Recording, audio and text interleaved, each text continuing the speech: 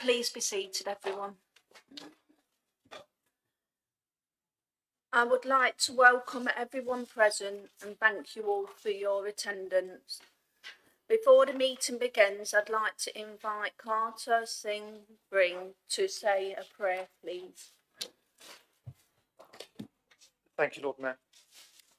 Waheguru Ji Ka Khalsa, Waheguru Ji Ki Fateh. I will begin with the opening scriptures from the Guru Granth Sahib and then conclude that with a small prayer for this meeting. Ek oankar satnam karta purkhe nirpo nirvair akal murate ajuni sepang gur prasad jap Ad sache jugad sach hai bhi sach Nanak hosi bhi sach. Almighty God, we ask for your blessings on this meeting of Leicester City Council. We pray that all here present strive in fellowship with a common intent to uplift our neighbour and neighbourhoods. Deep within our hearts, may we be moved by your divine wisdom to build harmony in our city and foster a spirit of fraternity amongst all our communities and constituents. May you inspire us to speak words of truth and righteousness that serve justice for even the most vulnerable and voiceless of our neighbourhoods. May we leave behind our own desires and personal agendas and be as instruments of service for goodness and grace. Almighty God, help us to work together, encourage each other to excel. May we challenge each other to reach higher and further to build a better world. Together may we foster an age of truth in which all are valued and none are disenfranchised. And may we do all of this with humility in our hearts and gentleness in our speech. I will end with the concluding words of the Ardas said by Sikhs every day around the world, and it holds a universal sentiment, and one that no doubt will be shared here. Nanak naam jardi kala, tere pane sarbat da bala. Says Guru Nanak Sahib, through experiencing the divine comes a state of eternal positivity and rising spirits, and by the grace of the Almighty, may everyone in the whole world prosper and be in peace. Thank you. Thank you. Item 2, raising money for the homeless. I want to share with you some information about some incredible, kind young people who have collectively raised £3,000 to help homeless people in the city. Shivan and Shaylin, both aged 9 years old, built themselves a shelter with their cousins Naib and Khan Patamil, who aged 7 and 5 years old, and they slept outside in the tents to raise money for the homeless. Their kindness and courage is remarkable, and it is so encouraging to see young people making a difference to the lives of people who are less fortunate than themselves. So I'd like to say thank you. Item 3, Sharma's Women's Centre. Next, I'm delighted to announce that the Sharma Women's Centre has been awarded the King's Award for Voluntary Service. The centre has been serving vulnerable women and their families in Leicester for 39 years, encouraging women to become more active socially and to improve their health and well-being through a range of support services, including training, education, employment and domestic abuse services. The Sharma's Women's Centre is one of 231 local charities, self-enterprises and voluntary groups to receive the award, which is the highest award a local voluntary group can receive in the UK. This award is so well deserved and reminds us of the valuable contribution they make to improve the lives of others around them. We offer them our sincere congratulations. Item 4. I'd also like to take the opportunity to highlight the valuable work of the Joe Humphreys Memorial Trust, with their ongoing campaign to install public defibrillators in our local communities. It is vital that we work together to get more defibrillators into our ward, and I'd like to remind you all, ward funding can be used to help towards the funding of these devices. Each new defibrillator installed will undoubtedly save more lives, so the more we have, the better chances are of survival of a cardiac arrest. Item 5. On the 28th of October 2025, Hurricane Marissa hit Jamaica and other parts of the Caribbean, leaving a devastating trail of destruction, causing extensive damage to the homes and infrastructure and the loss of many lives. It was the strongest storm to hit Jamaica in modern history and brought violent winds, flash flooding, landslides. Millions of people have been affected and much of the population still remains without electricity. Information about how to donate to help the people of Jamaica has been sent to you all in the members' bulletin today, and our thoughts and prayers are with all those affected by this tragedy. Housekeeping. Please ensure that during the meeting microphones are turned on when you are speaking so listeners can hear you clearly, and turned off immediately after you have finished to avoid any interference with the webcasting. Please also try to speak in the direction of the microphone. This will ensure the webcast runs smoothly and everyone observing the meeting can hear the discussions clearly. Fire emergency evacuation procedure. Please follow the instructions for the fire and emergency evacuation procedure as outlined in the councillor's script. Item 2, declaration of interest. I invite members to declare any interest they might have in the business in the agenda, not already declared on their register of interest. Councillor Porter. Yeah, if it pleases you, my Lord Mayor, I'd like to declare that the item on the agenda we got tonight is about the changing the boundaries for the city. Now, the council conducted a public consultation, which for a major item such as this, it only lasted 4 weeks, which isn't really a proper public consultation at all. But anyway, I found out about it a little bit late, but I still put my representations into the council. Hopefully the council will forward those on to the government, because it is still a consultation process, as much as they might not like to. But just to declare, yeah, I've already made some comments formally about the proposals that Sir Peter's put forward to reshape the boundaries of Leicester, which nobody, apart from him, seems very happy with.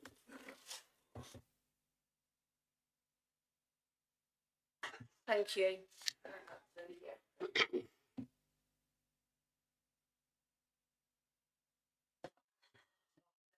The next item is the minutes of the previous meeting. I move that the minutes of the council meeting held on the 18th of September 2025 be taken as read and approved as a correct record. Seconded, Lord Mayor. Thank you, Deputy Lord Mayor. Please can I ask for a show of hands for all in favour, and those to the contrary, please raise your hands. All those, yeah. I declare this motion carried. Item 4, statement by the City Mayor. Please can I invite Councillor Sood, MBE, to issue a statement.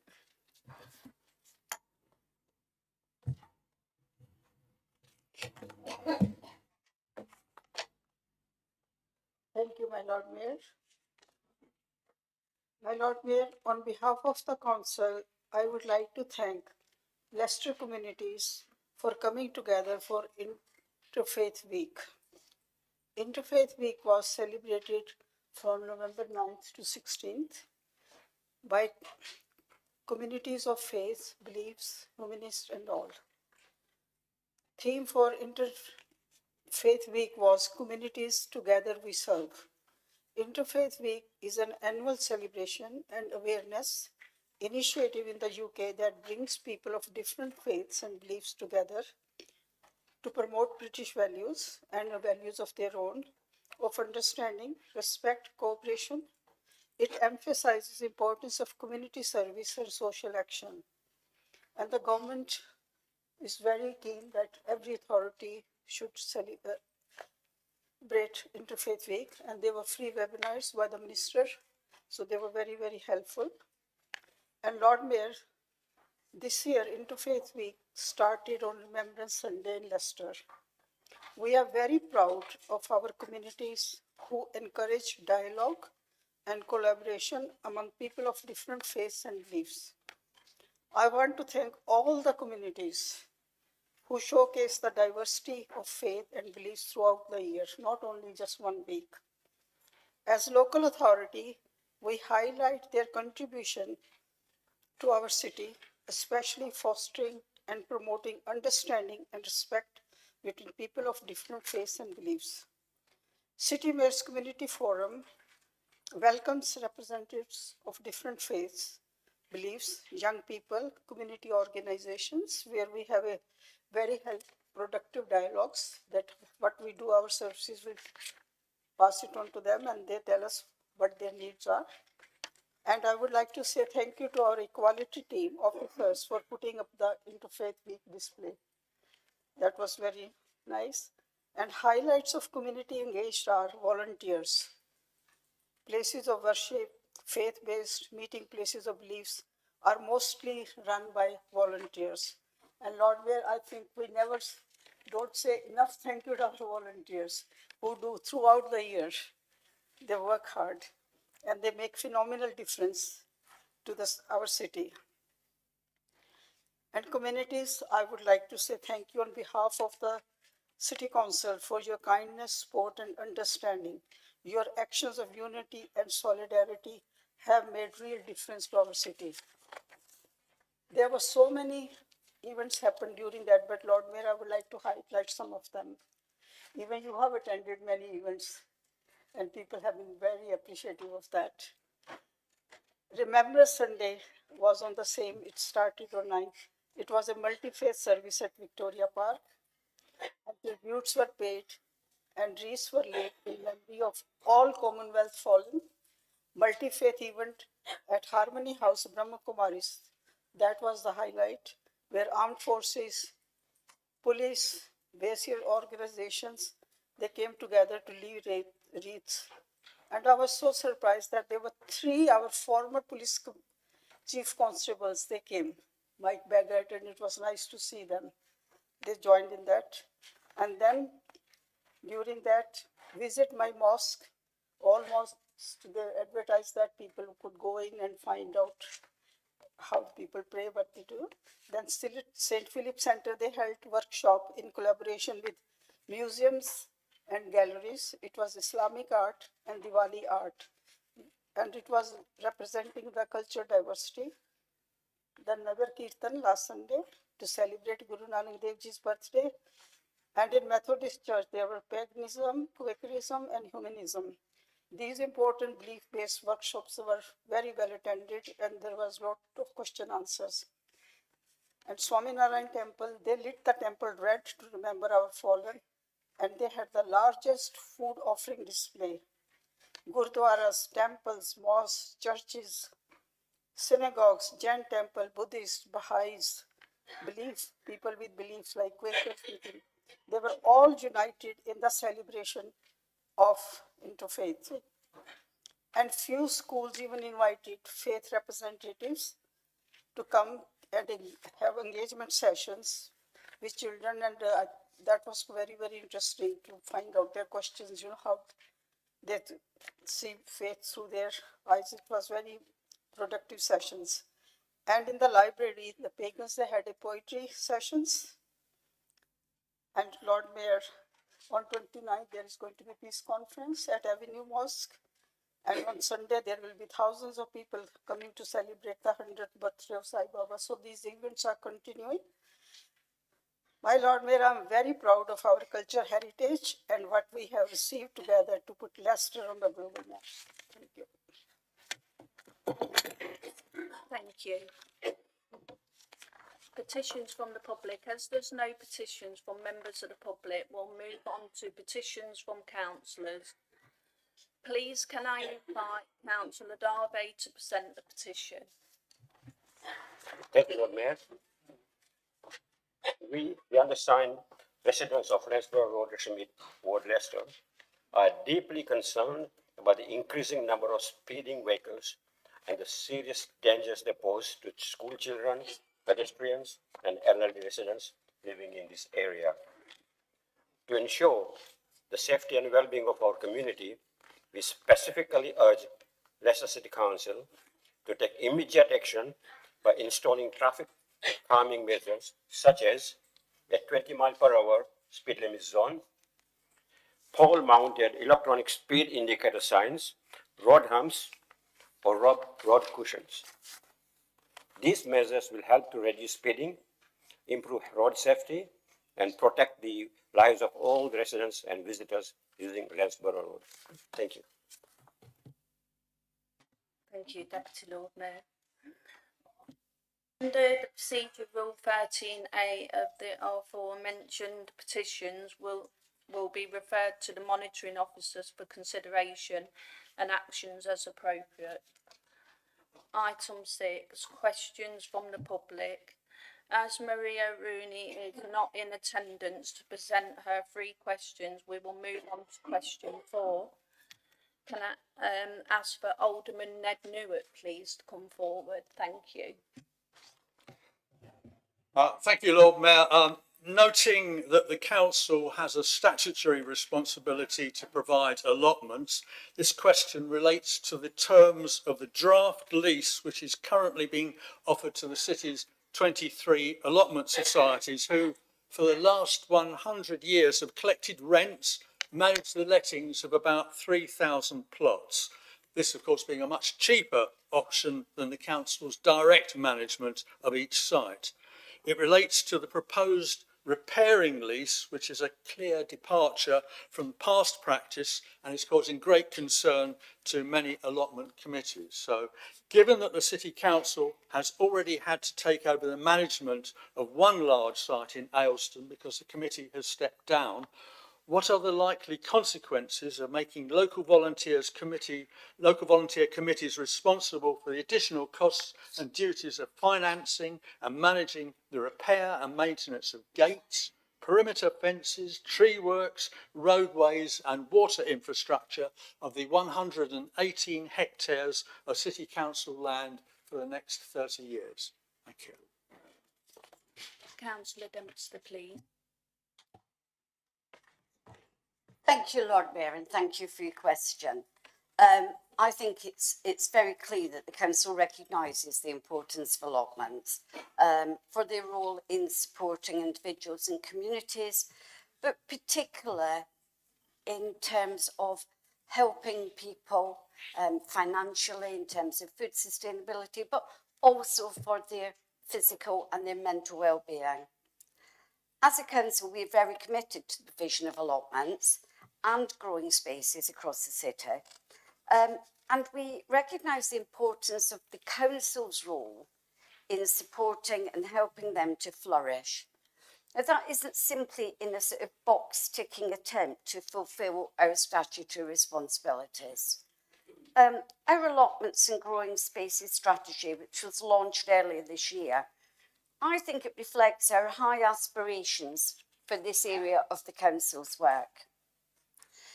The demand for allotments has increased significantly since COVID, as we all know, and we continue to see a high demand for them across the city, managed very diligently through our 23 allotment societies and our own direct let sites.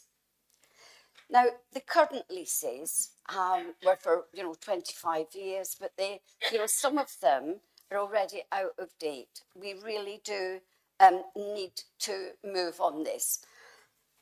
Now, given that the new leases will be for 30 years, it's absolutely right that we're engaging with societies and we're taking the time to ensure that the leases are fair, reasonable and affordable to both societies and the council. Now, this is still very much an open discussion. No decisions have actually been made. The leases have not actually been drawn up as yet. So we're trying to find a reasonable balance of responsibilities between the council and societies that provides long-term certainty for both the council and the societies. So let me just give an example of balance. So the council would expect the society, just as an example, to maintain self-planted trees. You know, often a self-planted tree doesn't grow that huge and rapid. But the council would retain liability for larger significant trees on the allotment site. So there is still much work to be done, but I have to say it's absolutely right that we take the time to engage with all societies to get it right for the next 30 years.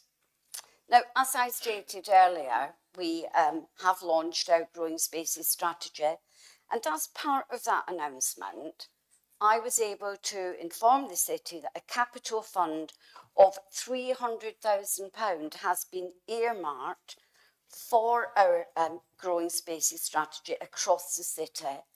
I think that's a pretty clear commitment of our support and our desire to work with all partners to provide sustainable food growing into the future. Do you have a supplementary? Yes, I do, Lord Mayor. A sympathetic reply, and thank her for the assurance that she's given on trees. But she hasn't really answered the big issue, which is the question of the repairing lease, because presumably the whole purpose of the draft repairing lease is to make savings by cutting the in-house allotments team and offloading the costs onto individual societies, both for the repair and the maintenance of the perimeter fences and roadways, etc.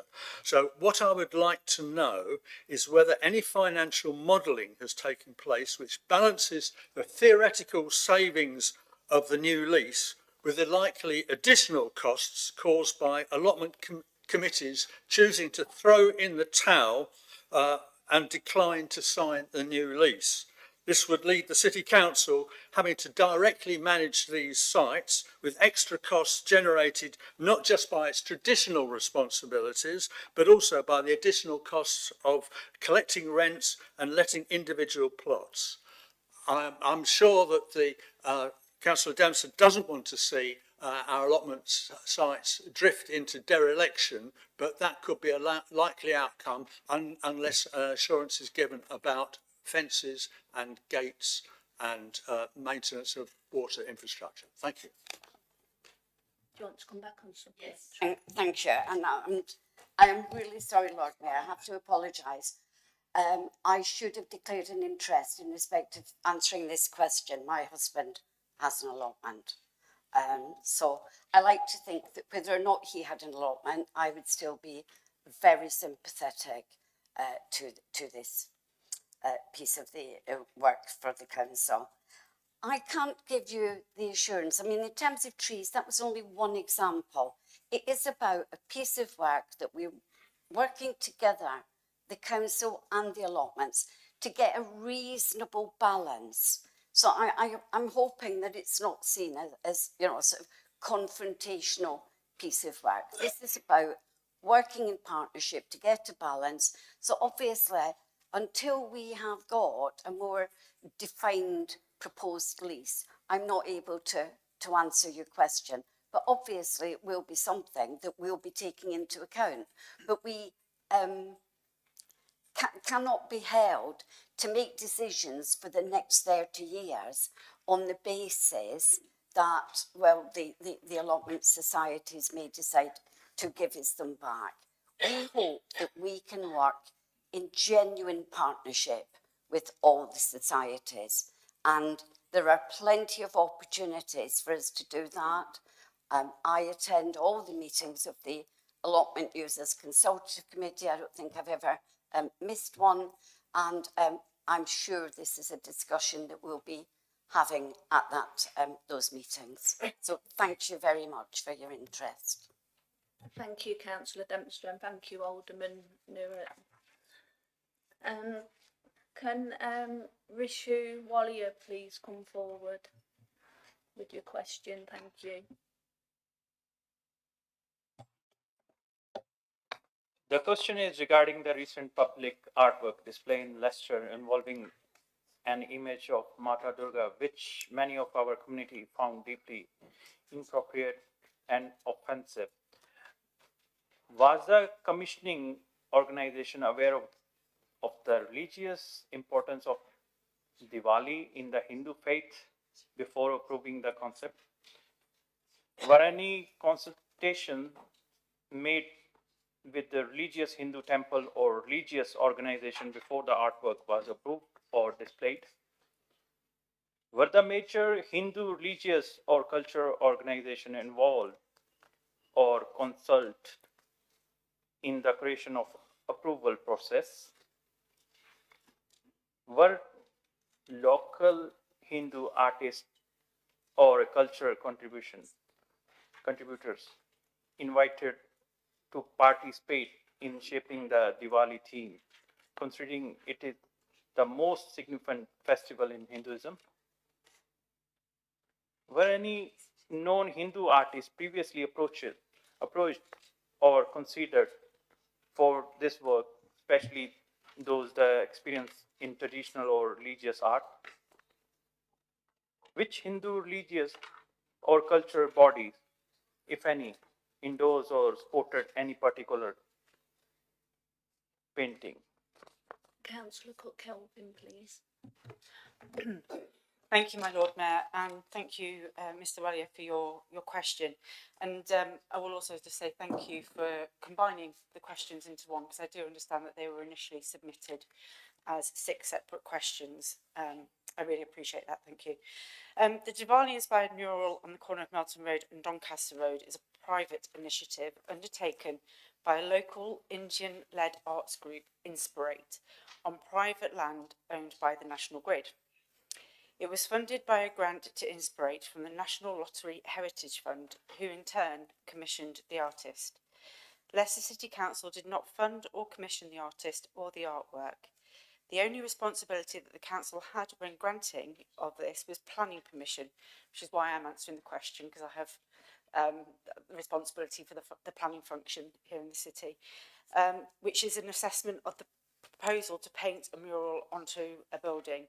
It is not for the City Council to approve or disapprove of such imagery, and it would certainly not have had a veto over any religious appropriateness of any image. City Council is not aware of what consultation did take place, and obviously the questions that you have submitted tonight, I would suggest you actually just need to ask Inspirate directly, their board members and staff. Council officers have raised some of the issues with them, and it is understood that they are very willing to have a discussion about it. Thank you. Do you have a supplementary question? Thank you. Basically, as we are in Leicester Council, we are Hindu religious minority. 25 years ago, we are celebrating Diwali. This is the second largest city where the minority Hindu religious people live in. There is a sentiment straightway heard when the council is already speak about the Inspirate is an independent body. But for the Diwali Hindu religious festival, council give them somebody to be decorate according to the Hindu religions, to they can make happy themselves to be celebrate religious festival. And Inspirate already glorified that painting is not belongs to Hindu religion. They say it belongs to a modern art, which is incorrect. And secondly, they say it's come from the lottery funded. But the thing is, all the religion and faiths, they contribute to be buying the lottery and everything. Is the council not taking that? They're paying the tax. People are living in this city. Who's the responsible? We never get that answer. We cannot say the Inspirit is only the responsible, and nobody approach us. Inspirit is going clarify themselves in the private organization and the public bodies different. Even they are approaching to the council somewhere else. They never approach to any of the Hindu religious faith leaders or somebody. Can we give a direct question so that the Yes, councillor, please? Is the Inspirit tell you to be which Hindu faith leader or Hindu religious head they will ask or get the permission? Thank you, Councillor Cook-Kelvin. Thank you, my Lord Mayor, and again, thank you for your supplementary. Look, I do genuinely understand why you are concerned about this, but I just have to remind you that this is not our land, it's not our property, it is not funded by the council. I understand it's being commissioned by Arts Council England, and we had nothing to do with the design or the delivery of that mural. This is a private matter. And for that reason, again, I encourage you to contact Inspirit directly. Thank you, Councillor Cook-Kelvin. The last one, is the council people go and taking the picture? That's the end of the question. Just Councillor Cook-Kelvin's answered. thank you very much, but her answer is not include. They says this is a private property, but the council people go and taking the photograph in front of the pictures.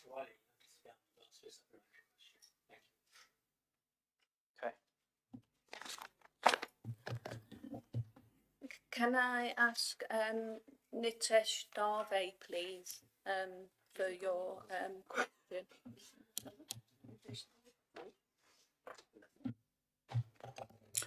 Thank you, Lord Mayor. What actions has Leicester City Council taken to make proceedings at full council and committee meetings more accessible to members of the public, both in person and online? The City Mayor, please. Thank you, my Lord Mayor, and thank you, Mr. Darby, for asking this question, because obviously it's a matter of considerable importance to the people of the city that those who sit in this chamber and in committee meetings are able to be followed and monitored and commented upon.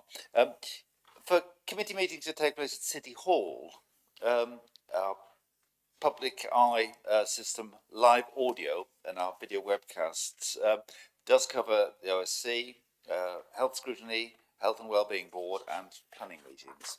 For the full council meetings, there are live audio cast via YouTube, and all meetings, whether in this building or over at City Hall, in person, do have public access, which is, of course, a legal requirement. We do try to make reasonable adjustments in all of our buildings to facilitate access to the public gallery or to some other suitable space within the chamber or within the room. We are, however, Lord Mayor, just aware that certainly in this building, the IT solutions do need improvement, and we do need to improve the broadcast of meetings from the town hall, which, although it is constrained by the fact that it's a listed building, officers are looking for solutions that might see some rather more reliable audio casting, as well as reintroducing video casting in the chamber, which it seems dropped out some time ago, especially in bearing in mind the government's stated aim of changing legislation to permit councillors to attend meetings remotely in the future. Short answer, my Lord Mayor, is that there are some things we could do to improve it further. I'd say to very much welcome this question, and it is a reminder to us that we do need to continue to ensure that people can access it both in person and now, of course, online. Thank you. Do you have a supplementary question? Locally, the County Council and most district councils in the ceremonial county video broadcast full council meetings and committee meetings to give their residents a better view of council proceedings. Citizens of Leicester are relegated to poor quality audio-only broadcasts on YouTube. Information of council meetings, agendas, timings, etc. is buried deep in the council's website. Will the council commit as soon as possible to introduce video broadcasting of full council meetings and to make information and details of meetings available from the homepage of the council's website and through the council's social media platforms? Thank you. The City Mayor. My Lord Mayor, first of all, I'm not sure that it's as hard to find as Mr. Darbo suggested on the website, but I will double check that. And quite clearly, people shouldn't have to rummage around and follow lots of links before they actually get to the one that leads them to the online broadcasting. I'll check that out and very happily do so. And with regard to this room, Mr. Darby is entirely right, and that was what I acknowledged earlier on. It does need to be improved, and I think we do need to redouble our efforts to find a way of ensuring that we have ready access and we're broadcasting both in video and in audio, not just as is the case at the moment. I've discovered comparatively recently just in audio. Thank you, City Mayor. Thank you. Now we move on to item 6B, questions from councillors. Just before I do, can I remind councillors to bear in mind the requirements of the Constitution, the questions that should be asked and answered without discussion, and that supplementary question must be a single question for the purpose of clarifying the reply and not a statement. Please note, I will be seeking to culture any member that does not comply with these requirements. I also want to make it clear that there should be no commentary or calling out across the chambers. You ask your question, you allow the executive members the courtesy of answering it. Whether you like the answer you receive or not, we are all public servants elected to lead by example, and we should set that standard by our behaviour towards one another. I invite Councillor March to ask your question, please. Thank you, my Lord Mayor. My question is, given the notable level of interest in libraries and community centres, plus the sizable number of consultation responses received, I'm seeking assurance that whatever the next steps in this process are, the officers and the executive member will continue to listen to the voices of residents and children particularly, please, and to work through solutions with our communities. Thank you. Councillor Dempster, please. Oh, thank you very much, Councillor March, for your question. And obviously, since you submitted the question, the recommendations following the extensive consultation have been published. And although I'm not going to go into all the recommendations, for the residents in your ward that use Knighton Library, they will, I'm sure, now know that it is proposed that this building remains in council control. And reaching the recommendations, we listened to the service users, young and old. We analysed the data, and we also gave a considerable amount of consideration to which model would be the best fit for individual communities. And that's a very important point, because what we basically have ended up with across the city is a mixed model, and that's because we listened, we used data, and we looked at the building and the individual communities before we rushed to make a decision.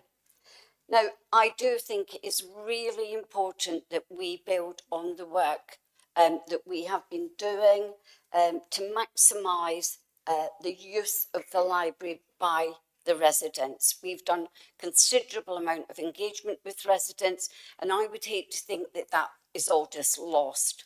We've established relationships, and I'm really committed to achieving next steps in partnership with communities. Now, I hold my hand up. I'm not quite clear about the model of further engagement going forward. So, for example, in our parks, I mean, you've got Knighton Park, haven't you? And in some of our parks, we have great friends of groups. So one possible model for engagement going forward is, and I'm sure that you might be involved in that, would be about us encouraging friends of groups to be established that we could work with more easily, so that we can continue the work that has been started. This is, I think, a transformational piece of work. We are committed to our buildings, our services in every community across this city, and we want to do it in partnership. So thank you very much for your question. I hope that you feel reassured that this is the beginning of a journey of engagement. Thank you, Councillor Dempster. Councillor March, do you have a supplementary question?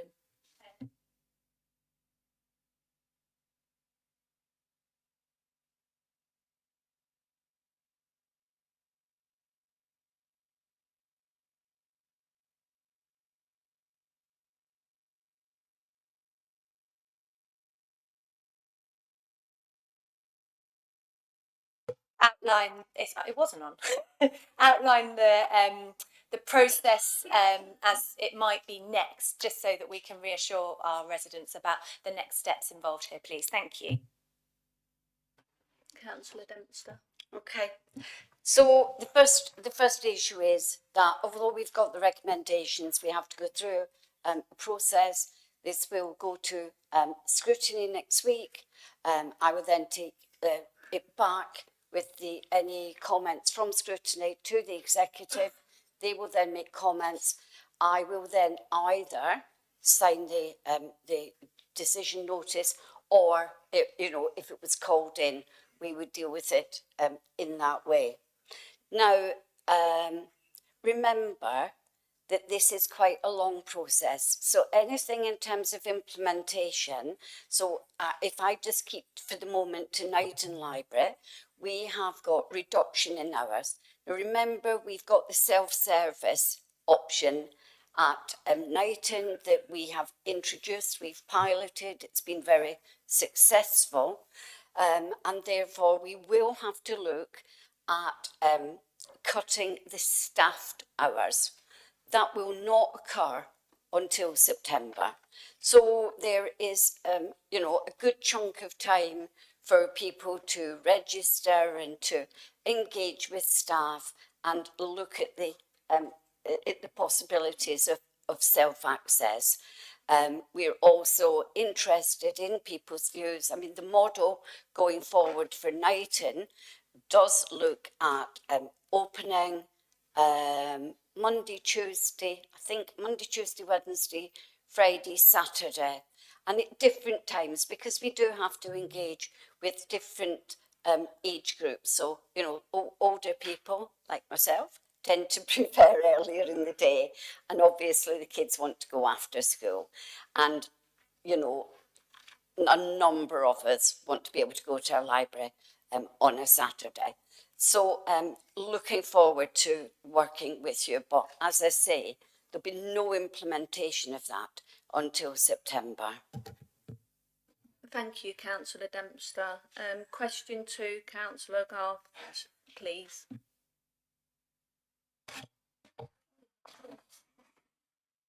Thank you, my Lord Mayor. The consultation proposal for the Tudor Centre involves it being transferred to the local group under the community asset transfer process. Can you give me an absolute assurance that not only the current service will be protected, but also the local community groups will be encouraged to make use of that building? Thank you. Dempster, please. Thank you, Lord Mayor, and I have to say thank you very much for your question, because it does give me the opportunity to dispel the misinformation that's already been put out into the public domain.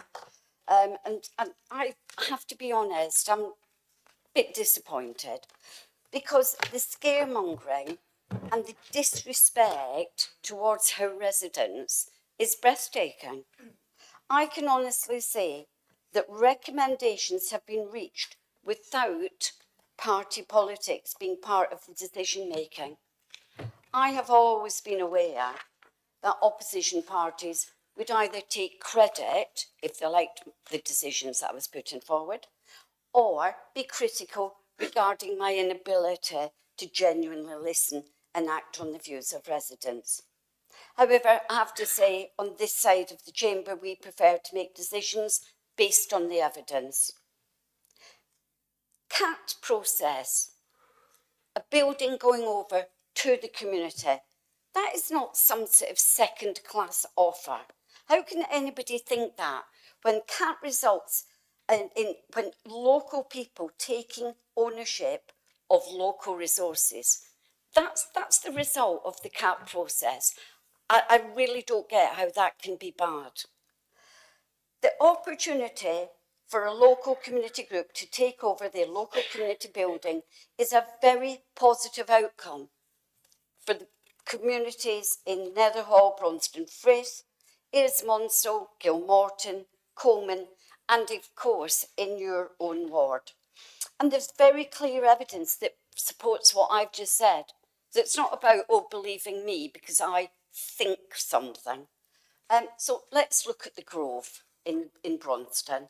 So when it was run by the council, it was underused, massively underused. But having been taken over by a local community group some years ago, Be Inspired, it is absolutely thriving. Year on year, it's been thriving. A similar pattern has emerged both in New Parks, where a local community group, Team Hub, took over an underused council-run neighbourhood centre 7 years ago, and it is now absolutely buzzing all day, every day. And I know that because it's in my ward, so I'm often there. And a similar pattern has emerged with the African Caribbean Centre, which is our most recent community asset transfer. It is our intention that successful groups in this CAP process will be the ones with a commitment to protecting current services and ensuring that local community groups are encouraged to make use of the building. Furthermore, once a building has been successfully transferred under the CAP process, the council continue to monitor the running of the building and delivery of the agreed benefits for the community, and we hold the community group to the terms of the lease. That's another part of misinformation, isn't it? Oh, we give somebody a lease for however many years and they never see it again and they just get on and do whatever they want and just don't really bother too much about the lease. Not true. We are there every year monitoring that lease, holding the leaseholder to account. So the typical CAP process takes approximately 12 to 18 months, and that's primarily because we are so thorough in ensuring that the next steps will be in the best interest of all residents.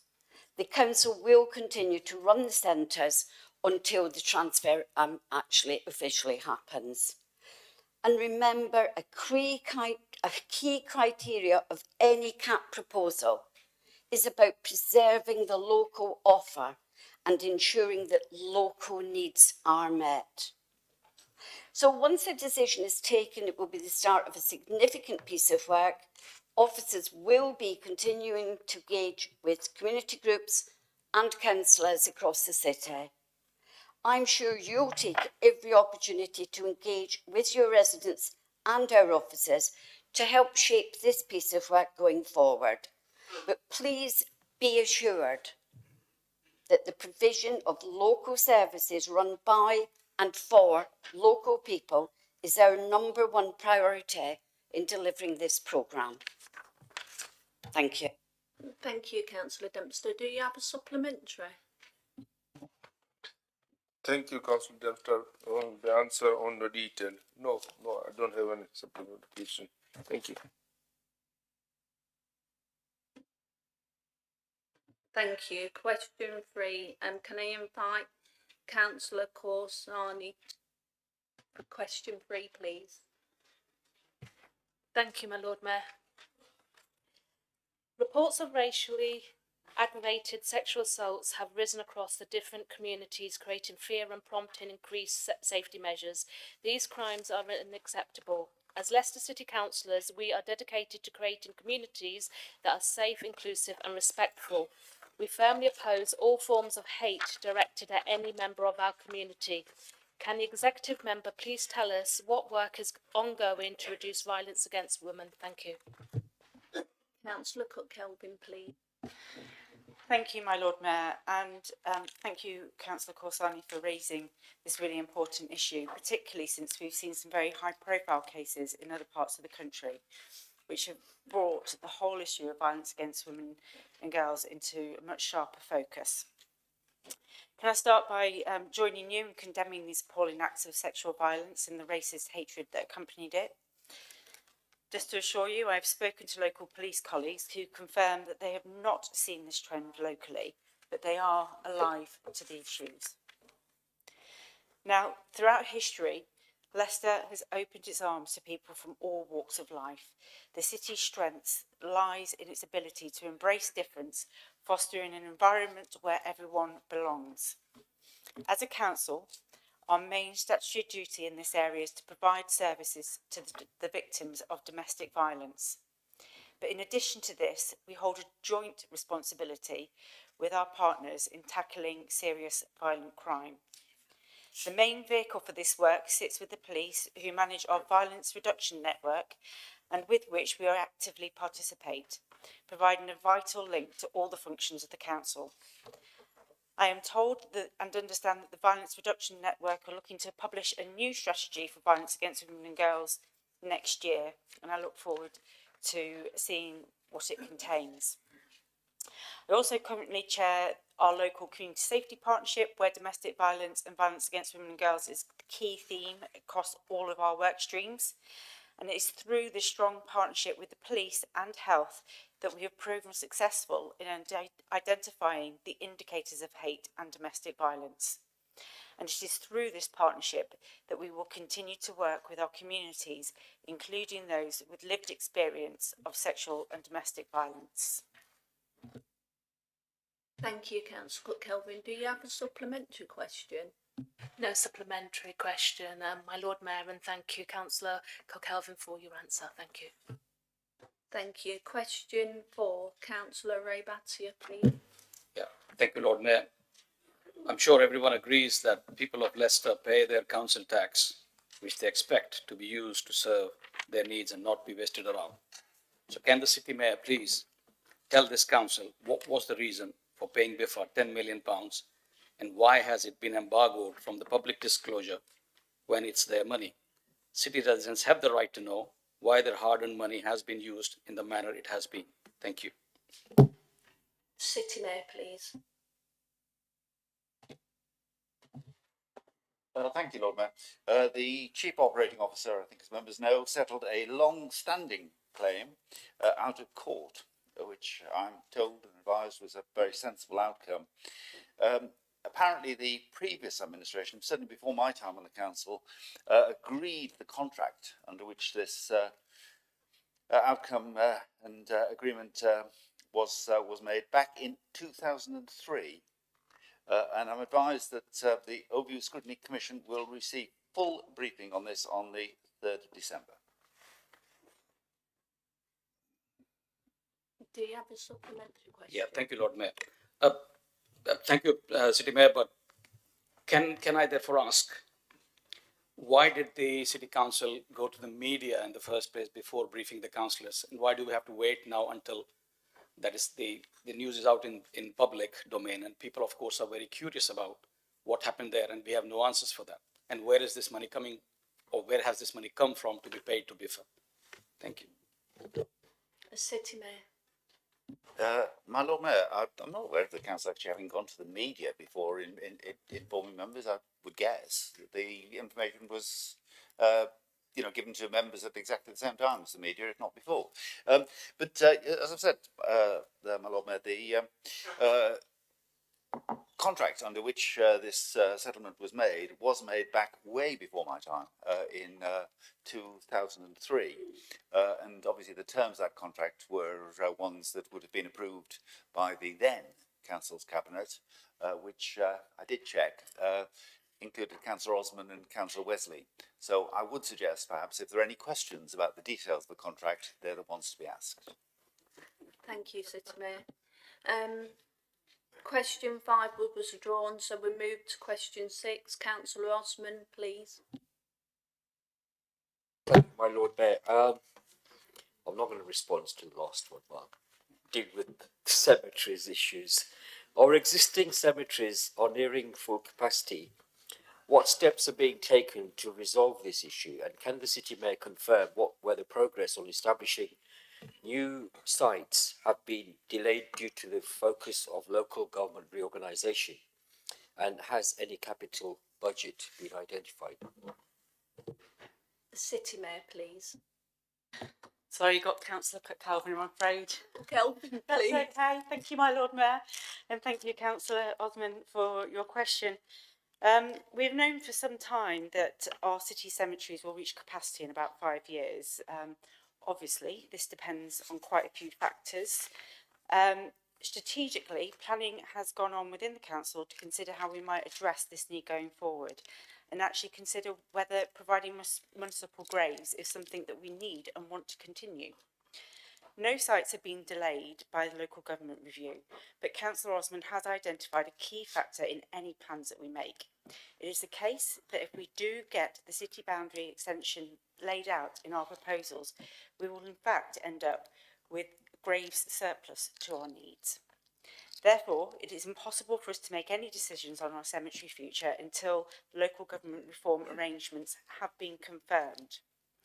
We do continue to meet with faith leaders from across all of our diverse communities in the city to ensure that we are all aware of both the risks and the opportunities that might arise in the emerging landscape. See what I did there? Landscape, cemeteries, no? Okay, fine. Do you have a supplementary, Councillor? I do, my Lord Mayor. I'm sure, I've been told that we have shortlisted some sites out of the city in terms of boundary before the boundary local boundary is actually in place.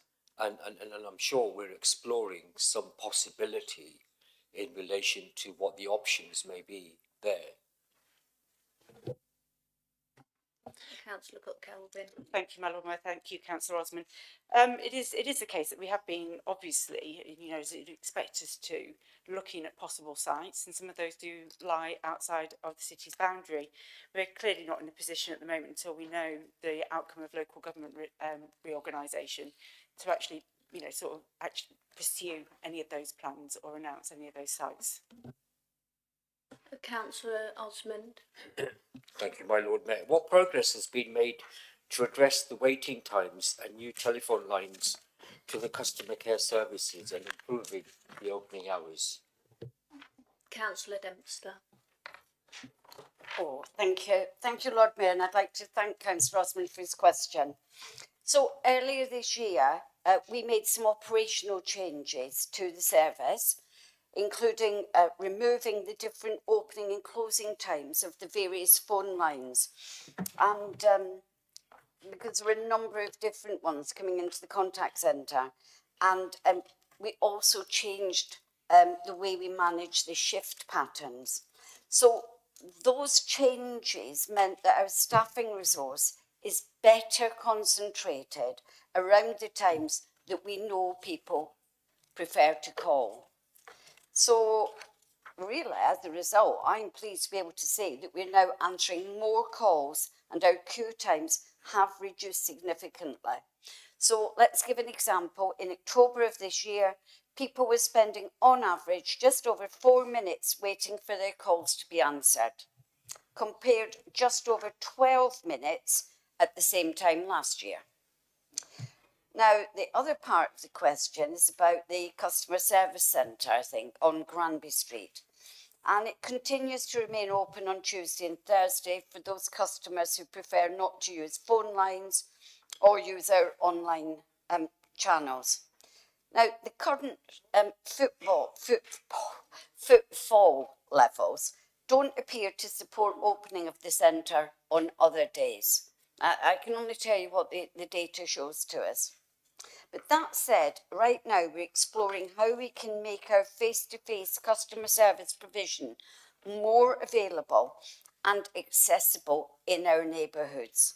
And I expect to be able to share more information about that with colleagues at some point in the new year. Thank you, Councillor Dempster. Do you have a supplementary I question? do, my Lord Mayor. You say that the waiting time in terms of telephone has gone down significantly. Last week we had Storm Claudia, the last MP.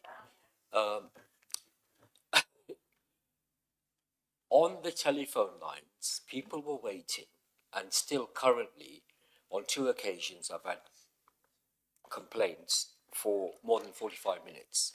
Every single person that goes on a new telephone line system that was installed last week, I've been told, they're still having to wait for 45 minutes, and you start at number 8.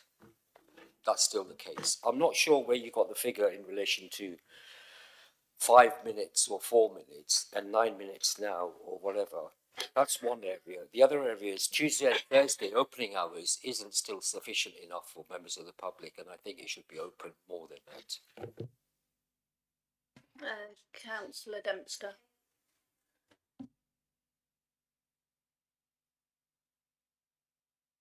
So I think there's a couple of issues here. I mean, the first issue I'd have to say is, when you come up against a problem like that, please either email officers or email myself, because if I had more details, I could have looked into it.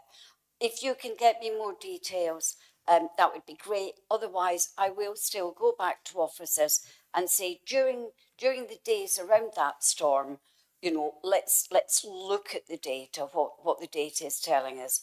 And if there was that length of wait, which I've got no reason to disbelieve you, why was that? Let's unpick that, find out why that is. In terms of the customer service centre, again, yes, I can understand that people will say, well, it's only open 2 days a week. The point about 2 days a week is that once people get used to that as a pattern, that's what they use. And there is no evidence of, big queues at the customer service centre that says, oh, well, people want to use it at other times. But the other factor is that we are doing a piece of work to look at, is that the right model anyway? Shouldn't we be looking at helping people to access that sort of advice in their local communities? And of course, with the expansion of multi-access centres, with the piece of work we're doing with libraries and neighbourhood centres, it is an ideal opportunity for us to look at that piece of work and how we engage with communities and help them to be able to access that area of work in terms of that customer focus in neighbourhoods. Thank you, Councillor Dempster. Question 8, Councillor Osmond. Whilst I cautiously welcome the announcement of new funding in my ward as a ward councillor, my constituents have never been consulted on how this grant will be spent, what the process is, and when will we get the money to make the difference.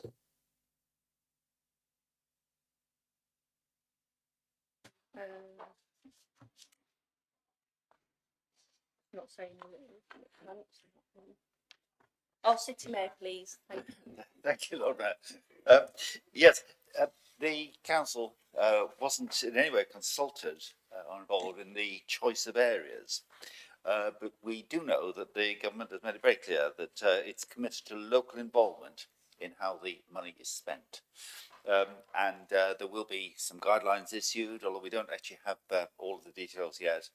But we do know that the council will be the accountable body, and we do look forward to receiving that guidance on the process and making sure, as the government intends, that it will indeed be local people who will be determining where the money goes.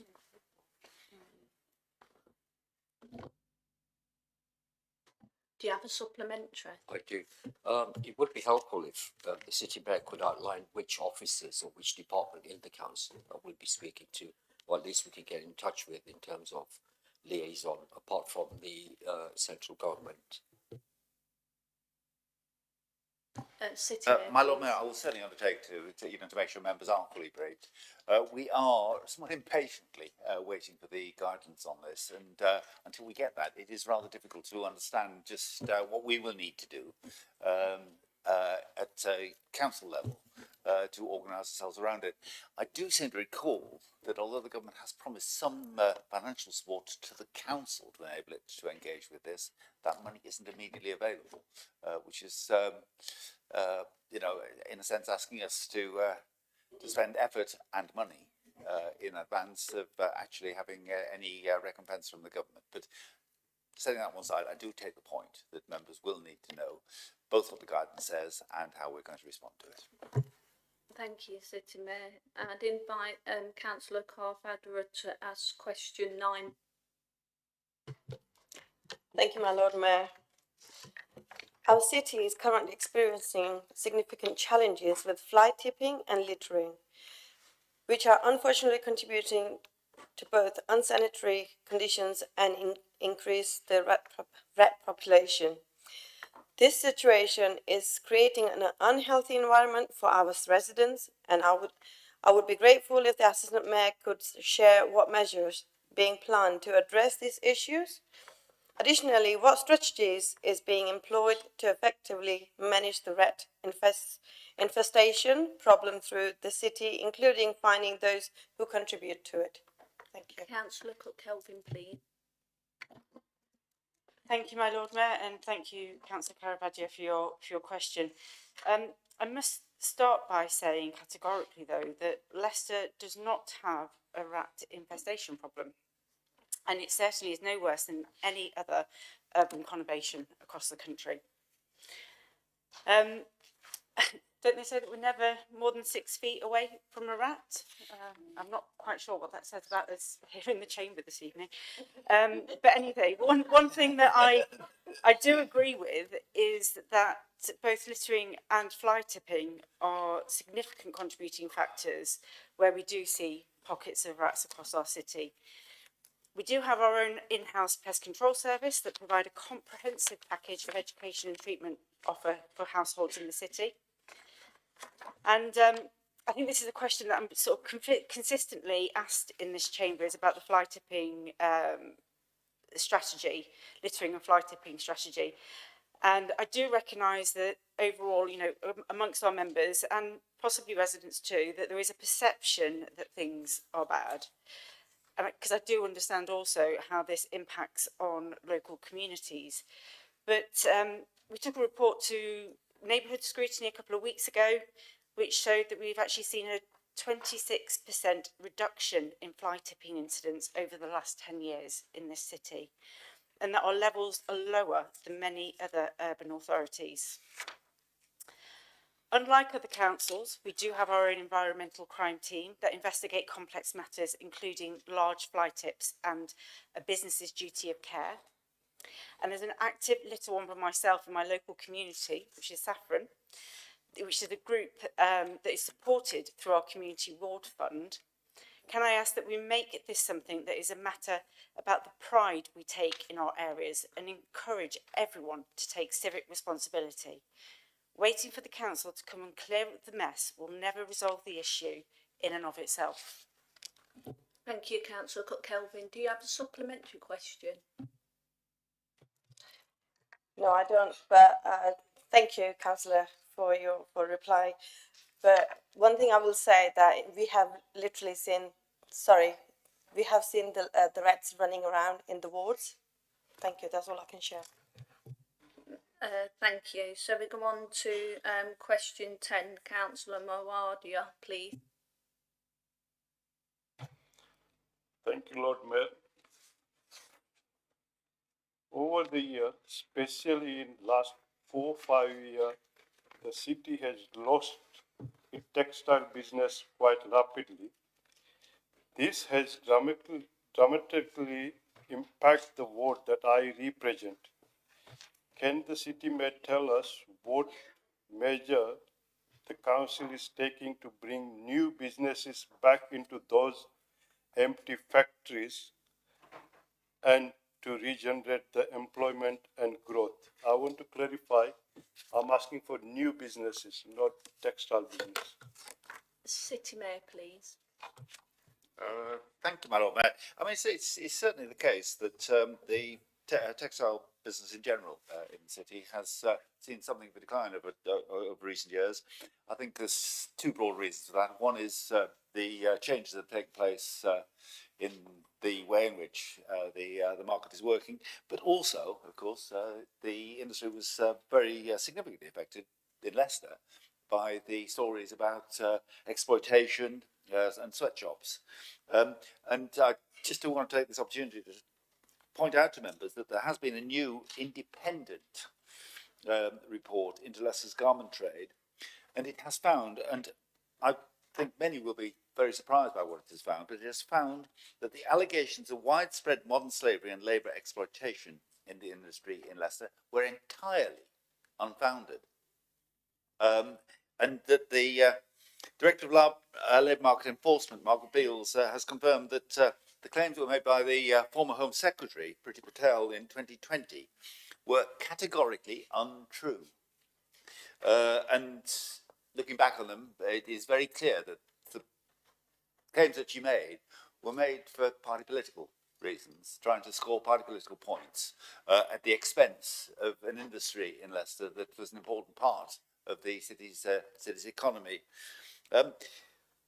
What we had was Operation Tacit, which is a high-level operation by the national enforcement bodies from 2020 through till 2023, and just want to share with members some of the quotes from that. They said, "There remained a disconnect between the image portrayed by media and stakeholder groups and the intelligence received by the enforcement bodies. That the allegations of the most severe exploitation were not supported when activity got underway." They went out there and looked, and they found actually that what was being alleged was not the case of that industry. They said that the level of non-compliance discovered by HMRC was lower than the average levels in other investigations. It wasn't just that it, wasn't as severe. It wasn't as bad as it is in many other industries. So despite the damaging and unfounded allegations that Priti Patel made, we've obviously worked very hard over recent years to support the textile industry, and will continue to do so. And we will also continue to recognise that, as I said earlier, with the changing market, we need to promote other sectors of the local economy alongside of the textile economy. Thank you, City Mayor. Do we have a supplementary question? Yes, my lord. Thank you, City Mayor. My question was, I'm not here to debate regarding politics, what the other politician done, who is done against what politics. I'm just asking, is any plan to bring new businesses into that empty factories to promote from City Council? But according to way I'm saying, and I have a lot of email from, I want to just point one commercial property here, is managed by City Council, is Vulcan House. Suddenly, City Council increased 900% tax and rent, and whatever the left business is moving out as well. So can City Mayor ensure that businesses can increase year by year, not in one go, that much increase? So I'm just want to know, okay, City Council will support to those businesses which is in my ward, still is fighting for the employment. Thank you, Lord. City Mayor, please. My Lord Mayor, there have been quite a lot of yes, exaggerated claims made about what the City Council has done with regard to Vulcan House. What it has done is to act as a good landlord in terms of looking at what we charge by way of rent, what we charge by way of service charges, and making sure that we get a proper return for the council taxpayers on whose behalf we own that building. Thank you, City Mayor. Question. Can we not have any shouting out across the chambers? I mentioned that earlier on. No, but we're not going to be doing the shouting out. Question 11, Councillor Hatt, please. Thank you, my Lord Mayor. My question is, how many fixed penalty notices have been issued to cyclists in Leicester City Centre in the past 12 months? Councillor Whittle, please. Thank you, my Lord Mayor, and thank you, Councillor Huck, for the question. In fact, this is exactly the same question that you asked last time we were here in this chamber. So, to jog your memory, I'll give you the same answer. Our council officers have given strong support to Operation Pedal Fast, which is a police-led operation. That operation in Leicester is a model for the region for removing illegal e-bikes from the city's streets. So far, more than 300 e-bikes have now been confiscated and 300 e-scooters have also been removed from the streets in the city centre. Fixed penalty notices can be issued within the public space protection order area for antisocial cycling. The penalty can be issued if a cyclist refuses to dismount when asked to by a city warden, a traffic warden or a civil enforcement officer. So far, no fixed penalty notices have been issued for reckless cycling within the area of Leicester's public space protection order. Thank you. Do you have a supplementary? Yes, I do. Hat? Thank you for the answer. I just wondered because, as you said, rightly said, I have asked this question before. But previously, we didn't have all the city wardens in the city centre. We didn't have this order. So it means that there was no fixed penalty tickets issued, even when we've got all the teams in the city centre. So everybody is riding sensibly in Leicester City Centre. That doesn't seem to be the case when my residents ask me the question. Lots of cyclists are riding along and pedestrians are being knocked over. I have asked the hospitals for a figure of how many people have been knocked over by cyclists in Leicester City Centre as well. But the scheme is obviously not working because residents don't feel safe enough to come into Leicester City Centre and to do their shopping because they're scared of being run over by cyclists. Is something else going to be done, or is the city mayor just going to carry on laughing and think it's funny that residents don't come into the city centre? Councillor Whittle, do you want to come back on that? Thank you for your supplementary question. The lack of fixed penalty notices issued to pedal cyclists and lawful e-bikes indicates that they are not a danger to pedestrians. This is not true for illegal e-bikes, which have been modified to reach speeds in excess of 40 miles per hour. These are motorbikes being ridden without MOT tax or insurance. They are a danger to riders and to the public, and we support their seizure by police. All councillors have been invited to respond to a consultation about extending the public sector protection order. And I would urge all councillors, if they haven't done already, to complete and return the survey. And this will identify the areas of concern in their wards. And the closing date for this member consultation is 30th of November. And that's what I want to say on that. Thank you. Thank you, Councillor Whittle. Question 12. Thank you, Lord Mayor. Thank you, Councillor Whittle. Can I ask, there has been dozens of complaints about the bus services in Evington, particularly concerning Centre Bus. How much money is being paid to Centre Bus from Leicester City Council? Councillor Whittle, please. Thank you, my Lord Mayor, and thank you, Councillor Hack, for your question. This is going to be quite a long answer, so bear with me. On the whole, Evington is generally well served by bus services. Punctuality and reliability is in line with services across the city. Now, Centre Bus are working to address issues with the 22 service, where there have been some delays in the rush hour due to the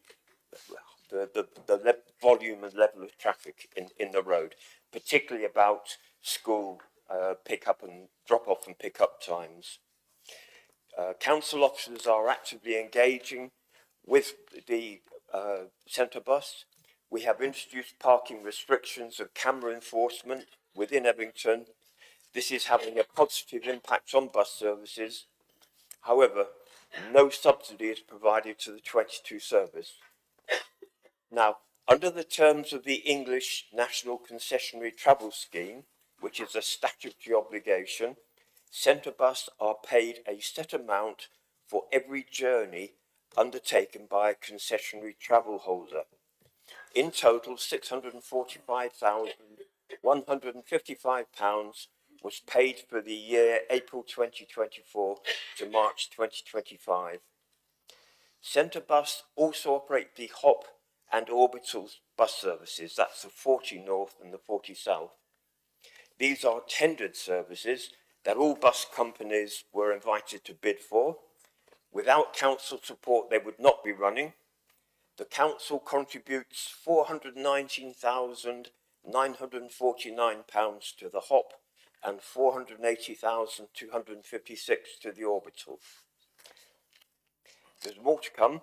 The council also provides a modest level of support to the hospital hopper, which travels between the Leicester Royal Infirmary, Leicester General and Glenfield hospitals. This is primarily funded by the University Hospitals of Leicester Trust. A contribution of £97,378 funds an enhancement for non-NHS users of the hopper service. Specific subsidies for each of the 20, 81 and 162 services were negotiated with Centre Bus to improve frequency or extend the hours of operation over evenings or weekends for these services. This totals £315,330 per year. All subsidy is funded from government Bus Service Improvement Plan grants, otherwise referred to as BSIP money. Centre Bus also paid the council £11,726 in departure fees for using the city bus stations in the 2024-25 financial year. Thank you. Thank you, Councillor Whittle. Councillor Hack, do you have a supplementary?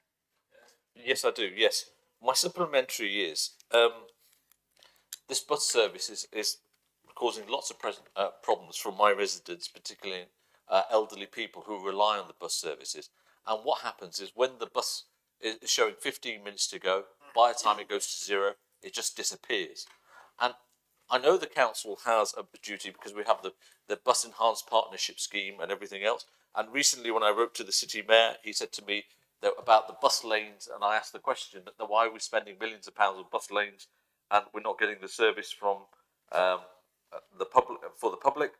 I've got the pictures. There is a bus lane actually for the 22 route. The bus lane is right outside the train station. So just as a matter of correction for that, is there anything that they can possibly do to try and improve the centre bus service? Because I want residents to be able to safely and efficiently go into the city centre and back and travel in a nice environment rather than having to wait half an hour plus sometimes for a bus to turn up finally. Councillor Whittle. Thank you for your supplementary question. As I've said, officers are working with Centre Bus to find ways of improving the service. Some specific measures we've taken has been to install automatic number plate recognition cameras on a couple of bus clearways, because when cars park in those bus clearways, the bus can only stop in the middle of the road to allow passengers to get on or get off. And while that happens, it means the traffic is held up behind them. The council is also looking to have a vehicle with a camera in which will drive up and down the road. We expect this to come into effect in January, This will also help to identify people that are parking illegally and in some ways blocking traffic. Finally, we've also, in the last week, gone live on a local residents parking scheme in the Evington area, and this provides some parking spaces on the side roads so that there'll be less temptation for motorists to park on Evington Road in ways that are dangerous or even illegal. And so we hope that all these measures are gradually having an impact and will lead to an improvement in the bus service. Thank you. Thank you, Councillor Whittle. Councillor Hack, question 13, please. Thank you, Lord Mayor. Question 13. There is a shortage of special needs secondary school places in the council. Is the council planning on any further investment? Councillor Pantlin, please.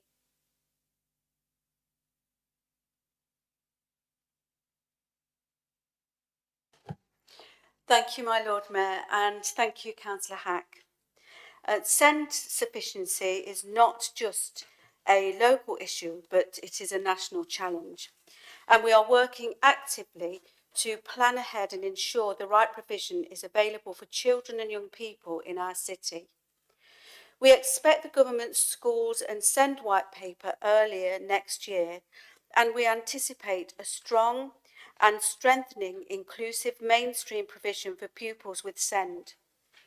Locally, we are already seeing positive impact from our earlier intervention through the Change programme and the SEND Alliance, which with applications for new EHC plans beginning to reduce.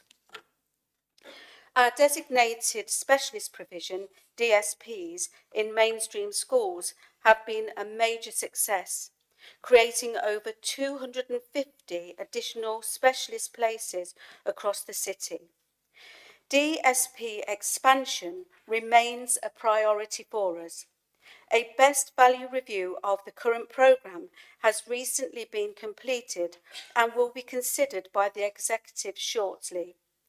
In addition, local government reorganisation may change both the need profile and the resources available to us, and we will factor this into future planning. We are also in ongoing conversations with the Department for Education regarding the future need for and shape of specialist school provision in our city. Thank you. Thank you, Councillor Pantlin. Do you have a supplementary question? Yes, I do. Is there any chance of, instead of spending the 6 million or £5 or £6 million on the Leicester railway station, to spend that actually having a new special needs school that will actually benefit all the residents across the city? Councillor Pantlin. Well, I really can't answer that question about the railway station. But as I have said to you, that this is something that we will consider, and we are in conversation with the Department for Education. So, but if you do need to know a little bit more about what is happening with all of our SEND children, then I'm happy to speak with you. Thank you. Thank you. Question 14, Councillor Shahu. Thank you. How many miles of gullies and how many open drain grids are the responsibility of Leicester City Council, and how many miles of gullies and drain grids have been cleared in the last 3 months? Councillor Whittle, please. Thank you, my Lord Mayor, and thank you, Councillor Taku, for the question. There are 45,000 road gullies across the city in 530 miles of roads. In the last 3 months, council crews have cleaned more than 2,700 gullies. Additional resources are being deployed to help increase the frequency of cleaning in response to the impacts of climate change, which has led to more frequent, intense rainfall events.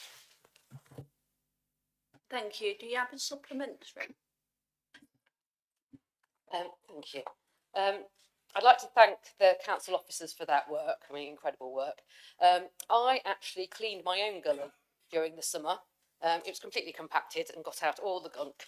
And it then still didn't flow freely because it was blocked in the pipe that went into the main sewer. I've spoken to council officers about it. So even sometimes when the drains have been cleared, they're still not free flowing. And I was advised that what it needs to do is replace all the old ones with the new drains. Would there be an opportunity for the council to consider extra resource into that team to enable this to happen at pace? Councillor Whittle. Thank you, Councillor, for your supplementary question. Indeed, a very substantial increase in funding has been agreed for this year. Contracts have been signed in the last month for an additional crew to be involved in emptying the gullies. We hope to have them operational by the end of this year. Looking at the numbers of 45,000 gullies, they can be divided approximately into 3 lots of 15,000. 15,000 are cleaned every year by the night crew who operate on the busiest roads. Of the other 30,000, 15,000 have been identified as in areas of highest flood risk. They are going to be cleaned every year. And also, half of the 15,000 which are considered low flood risk will also be cleaned every year. So those 15,000 between them will be done every 2 years, you know, the low priority. We've also invested more capital funds into replacing the old gullies. For people who aren't familiar with what these pots look like, the old pots have a sidearm very near the bottom, and as soon as the grit and dust and dirt gets washed into the drains, they quickly fill up, and then that can block them from draining into the sewer. The new pots are deeper, so they can move water off the streets more quickly, and the side arms are nearer to the top, so they'll block up with dirt and grit and more slowly. But the connections to the sewage are the responsibility of Severn Trent Water, and if there are blocked drains, then clearly that needs to be reported, and then we will pursue them to do what they need to do to unblock the drains. But thank you for your question. Thank you, Councillor Whittle. Question 15, Councillors. What percentage of the target population in Leicester have received the life-saving HPV vaccine in 2014? And what percentage of the target population in Leicester received the life-saving HPV vaccine in the last recorded figures for the city? Councillor Dempster, please. So thank you very much for raising this question. It is, you know, it's such an incredibly important issue.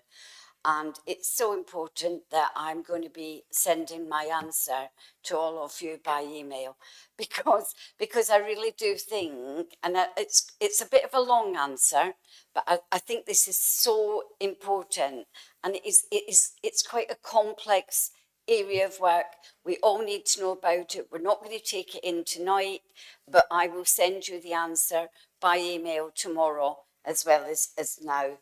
So the target population is year 8. That's 12 to 13-year-old females and males. Now, the vaccination wasn't offered to year 8 males until 2019-20. Okay, so for females, coverage has declined from around 90% in 2013-14 to 48% in 2023-24. Can I just point out, just in case nobody's on message here, why this particular vaccine is so important is because it protects against HPV-related cancers. So that's really, really important. So in males, and this is the data available for 2019 to 20, coverage again has fallen from 62% in 2019-20 to 47% in the most recent year. So while the trend data shows some recovery since the lows during and shortly after COVID, Coverage remains significantly below the national average and below that of many of our peer areas. Although some local comparators are only slightly higher, you know, I'll give them that. So Nottingham, 55% for females, 47% for males. Leicester is not alone in seeing a reduction since 2013-14. The national rate also reduced in COVID, but has now recovered to 72% for females and 67% for males. So you can see we're quite a way out. You know, this isn't just a little bit of insignificant. So possible reasons for this reduction. So that includes COVID and subsequent increased vaccine hesitancy. This has been an issue for many vaccinations, but the drop-off is more marked for HPV. Vaccine hesitancy seems to have affected Leicester to a greater degree compared to other areas. There also seems to be greater mistrust of health services in some communities. Misinformation is more readily available, isn't it? Particularly since COVID. So parents may be more reluctant to consent. You know, and that's the whole thing about, you know, the internet and social media and all that sort of stuff. The consent process, it moved from paper to digital to an online service, which some parents may struggle with. And I know that has been an issue for quite a number of people. It's seemed to be quite a difficult process, quite a difficult form, so that needs to be looked at. And also there's been reduced capacity to conduct mop-up sessions in schools, but action has been now taken to address this. So what action's been taken to improve uptake? The ICB are responsible for vaccine uptake, but in public health, we work in partnership with them to try and increase uptake. And I don't think that it's particularly helpful to say, oh, that's their responsibility, so we're not playing, so that's a bit pathetic. HPV uptake is a priority of the Prevention and Health Inequalities Group, which is actually chaired by our Director of Public Health, and a task and finish group has been set up to tackle the issue. There is increased engagement with schools, with faith leaders, community organisations to address vaccine hesitancy and promote uptake. Large schools with low uptake are being prioritised.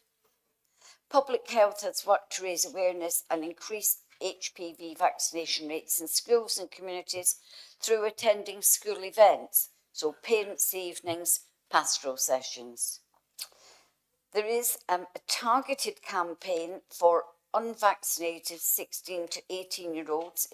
That is now underway, and it's using direct letters and text messages to empower young people to take responsibility for their health.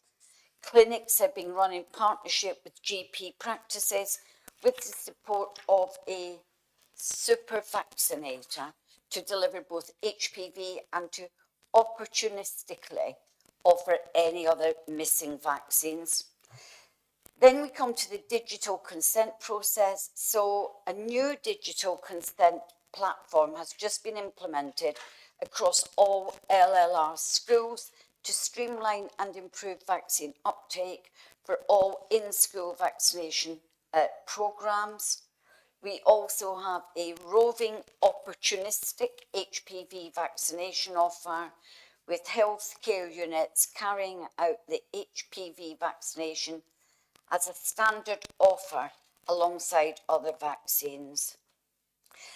The ICB is currently developing an awareness campaign plan based on public insight recently gathered through local data, feedback and views, emphasising a system-wide approach to highlight the importance of HPV vaccination and its role in cancer prevention. So I hope this gives some reassurance about the amount of work that's been done. But we really need to keep a very, very rigorous focus on this area of work. I mean, the gap is very, very worrying. So thank you for raising it. Please, everybody, look out for this. in your emails tomorrow, and then you can, you know, please spread the message. You all have the information. Please spread the message. Thank you. Thank you, Councillor Dempster. Do you have a supplementary question? Yes, I do. Thank you, Councillor Dempster, for the very thorough response. I know that we are also low across all sorts of vaccinations and immunisations countrywide. And I know when I spoke to the team, even with all the work outlined, they believed that there would only be a 2 to 3% increase in that figure with all of that work. So it just makes me wonder if there's an opportunity for us to do something sort of cross-party or collectively to try and greater insight, because it worries me about the impact it has then on A&E, GP, and we know we're struggling in those areas as well. So if there's something more we can do, that would be really good. Councillor Dempster, please. I am very, very happy to look into that. Maybe through scrutiny, Ms. Karen, maybe have a bit of a working party. Whatever, I would be very, very keen, because this is something we can all get behind, work together. Thanks for that. Thank you. I have exercised my discretion to permit question 16 to be asked by Councillor Sahu due to the apologies received from Councillor Gregg. Can I ask Councillor Sahu, invite you to ask question 16, please? Thank you, Lord Mayor. Would the Cabinet Member for Neighbourhoods wish to comment on her recent response to the consultation on the future of the libraries and community centres? Councillor Dempster, please. And again, thank you very much for this question. You know, I feel very strongly residents spoke.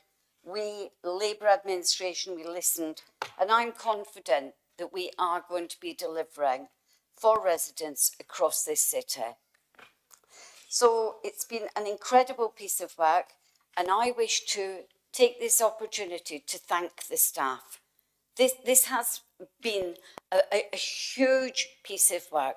The level of engagement, as well as supporting me in the 12 engagements that I conducted across the city. They also did little pop-up events when they were there on their own, you know, without me, as officers, being available to give advice, give guidance, listen to the views of local residents. So a huge thank you and an excellent piece of work that they've been involved in. So as I've said already, I know, but you know, I just really need to get the message across. The recommendations are the result of a complex assessment of community views, data analysis, and consideration of which model best fits the individual needs of a specific community. And so that's why the recommendations do reflect a mixed model for buildings across the city. But what doesn't change is our commitment to the provision of services in all communities across the city. So what does the new model look like? 12 multi-service centres across the city, further development of what I like to say is, because it's true, the great offer in the Central Library. And for those of you that have never been into the Central Library, because I know that, you know, we often go to our local library, but please, if you're around, you know, if you've come to full council a bit early one day, pop into the Central Library, and the number of events that they have, absolutely phenomenal. I particularly like the ones where authors come and talk about the books, and then they do a little book signing, if obviously it's a book you like, but it's very, very good. So want to do sort of further development of that sort of work. 5 community centres made available for lease under the Community Asset Transfer Policy. In the last 10 years, significant lists have been leased to community groups under that policy. And my comments over the years, community engagement have been excellent. I know that already says this, but we know your team of the African Caribbean Centre. This is just examples. The just how much that order is still relevant for communities.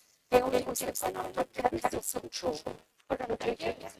And yes, that's partly due to continual opening hours and over councils and buildings.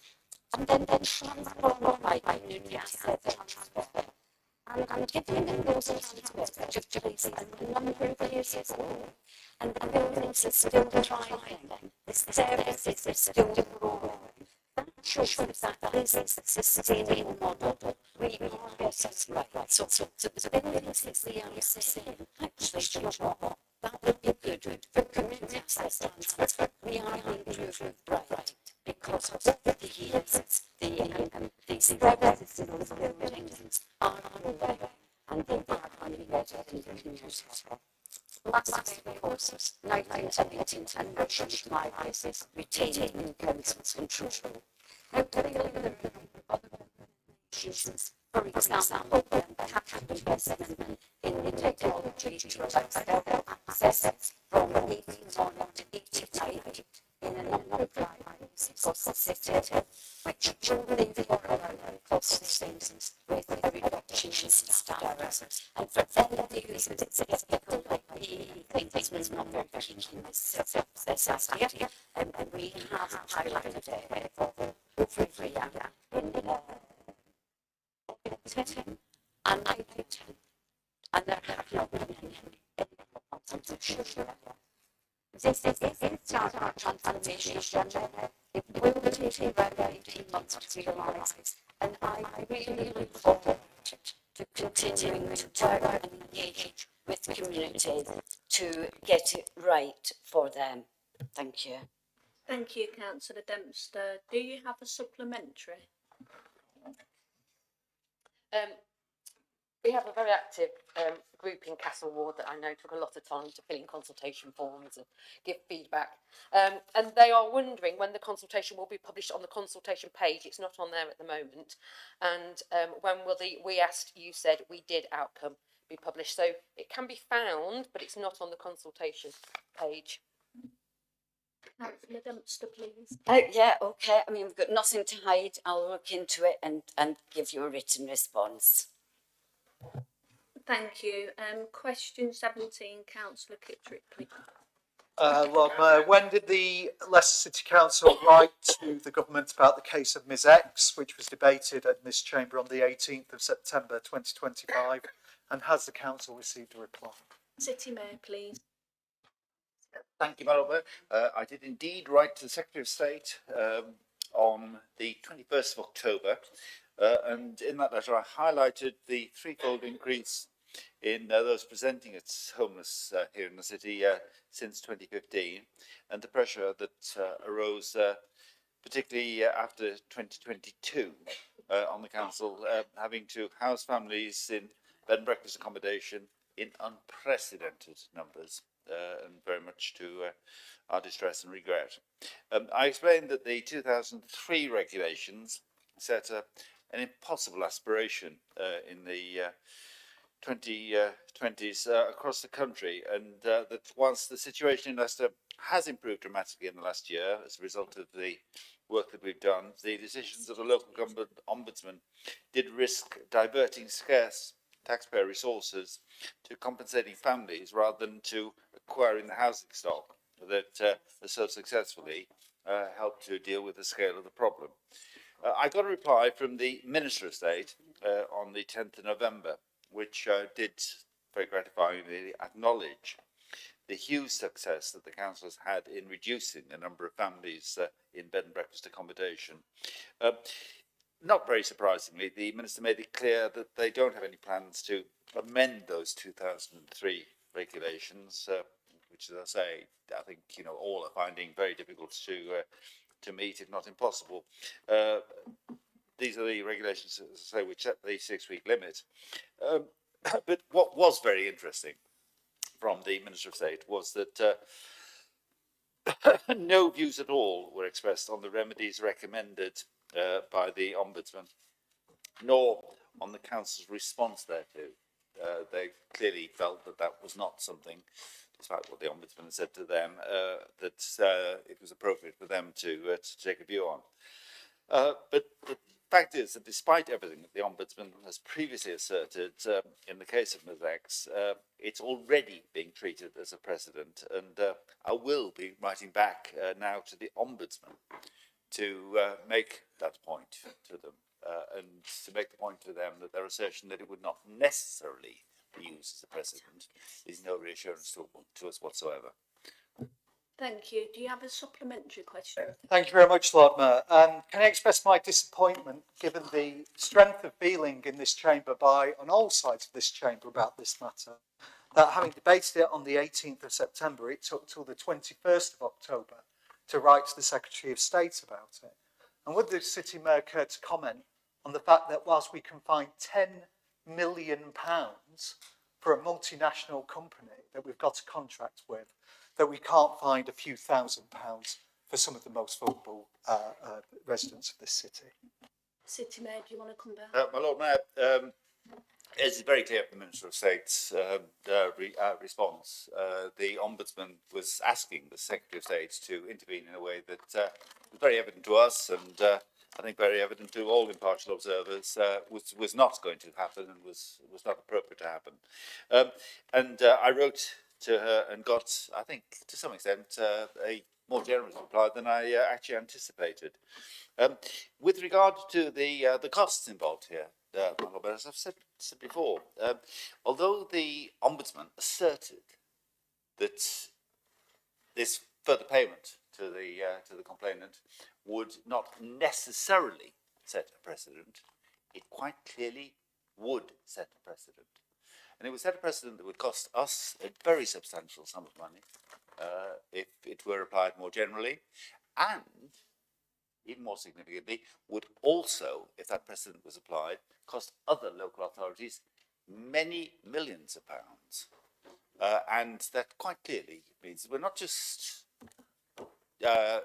finding ourselves reluctant to make this because of a small sum of money. We're finding ourselves reluctant to pay it because the precedent it sets for us and for others. Thank you. Question 18, Councillor Kittredge. Thank you very much, Lord Mayor. As the Mayor of a city that offered sanctuary to the victims of the murderous Idi Amin regime in the 1970s, does the City Mayor support Shabana Mahmood's recently announced proposals for changes to the asylum and refugees regime in the UK? City Mayor, please. Thank you, my Lord Mayor. My Lord Mayor, while I do understand why the Home Secretary wants to reduce the so-called pull factor, particularly in response to the populist propaganda being peddled by Reform, and indeed the more widespread views held about the those who are seeking to find asylum here in the UK by coming across on boats, I do have concerns about the uncertainty about the future that would be likely to result from the particular aspect of this that is being drawn attention to, which would make it very difficult for successful asylum seekers to become settled. It's certainly the case, and I've remarked on this on many occasions over the years, that the benefits that we as a city and a country gained from the brutal eviction of those who sought refuge from Uganda were enormously helped by the fact that those who sought refuge here in our city and indeed elsewhere in the UK had full settled status in the UK. They had an immediate buy-in to the community of which they were, into which they were being welcomed. They were therefore able to make a contribution to every aspect of our city's life, and indeed every aspect of those other towns and cities that had the enormous benefit of their presence. And of course, particularly obvious, and I wouldn't embarrass anybody by naming them, but the contribution includes their contribution to the civic life of the city, which, I say, we are genuinely very grateful. So, as I say, I do have concerns about some aspects of the proposals. It is, however, clear that the public concern over the operation of the asylum seeker system does need to be addressed. But that doesn't mean to say that every aspect of what is being proposed does, I think, give us cause for feeling that it is necessarily the best or the most sensible approach. Do you have a supplementary question? Yes, thank you very much, Lord Mayor. And in the rather unusual situation of agreeing with much of what the City Mayor says on the matter, anybody who has had the pleasure to visit Councillor Osmond's house will have had the benefit of seeing in his sitting room, pride of place is the trunk from which when his family arrived in this city. And it is very telling and it is very focused that many people who arrive from another country, be it looking for a better life or be it through asylum and refugeeship, often come with literally all that they can carry. And would the City Mayor agree with me that if we are to have a sensible and reasonable debate about immigration, refugee status and the asylum system, that it is extremely unhelpful to allude to confiscating personal property and particularly jewellery of people who have arrived in this country? And would the City Mayor join me in distancing himself from the allusions to quite a sinister and unhelpful imagery of what should be how we care for people who arrive in this city, often in a case of great distress?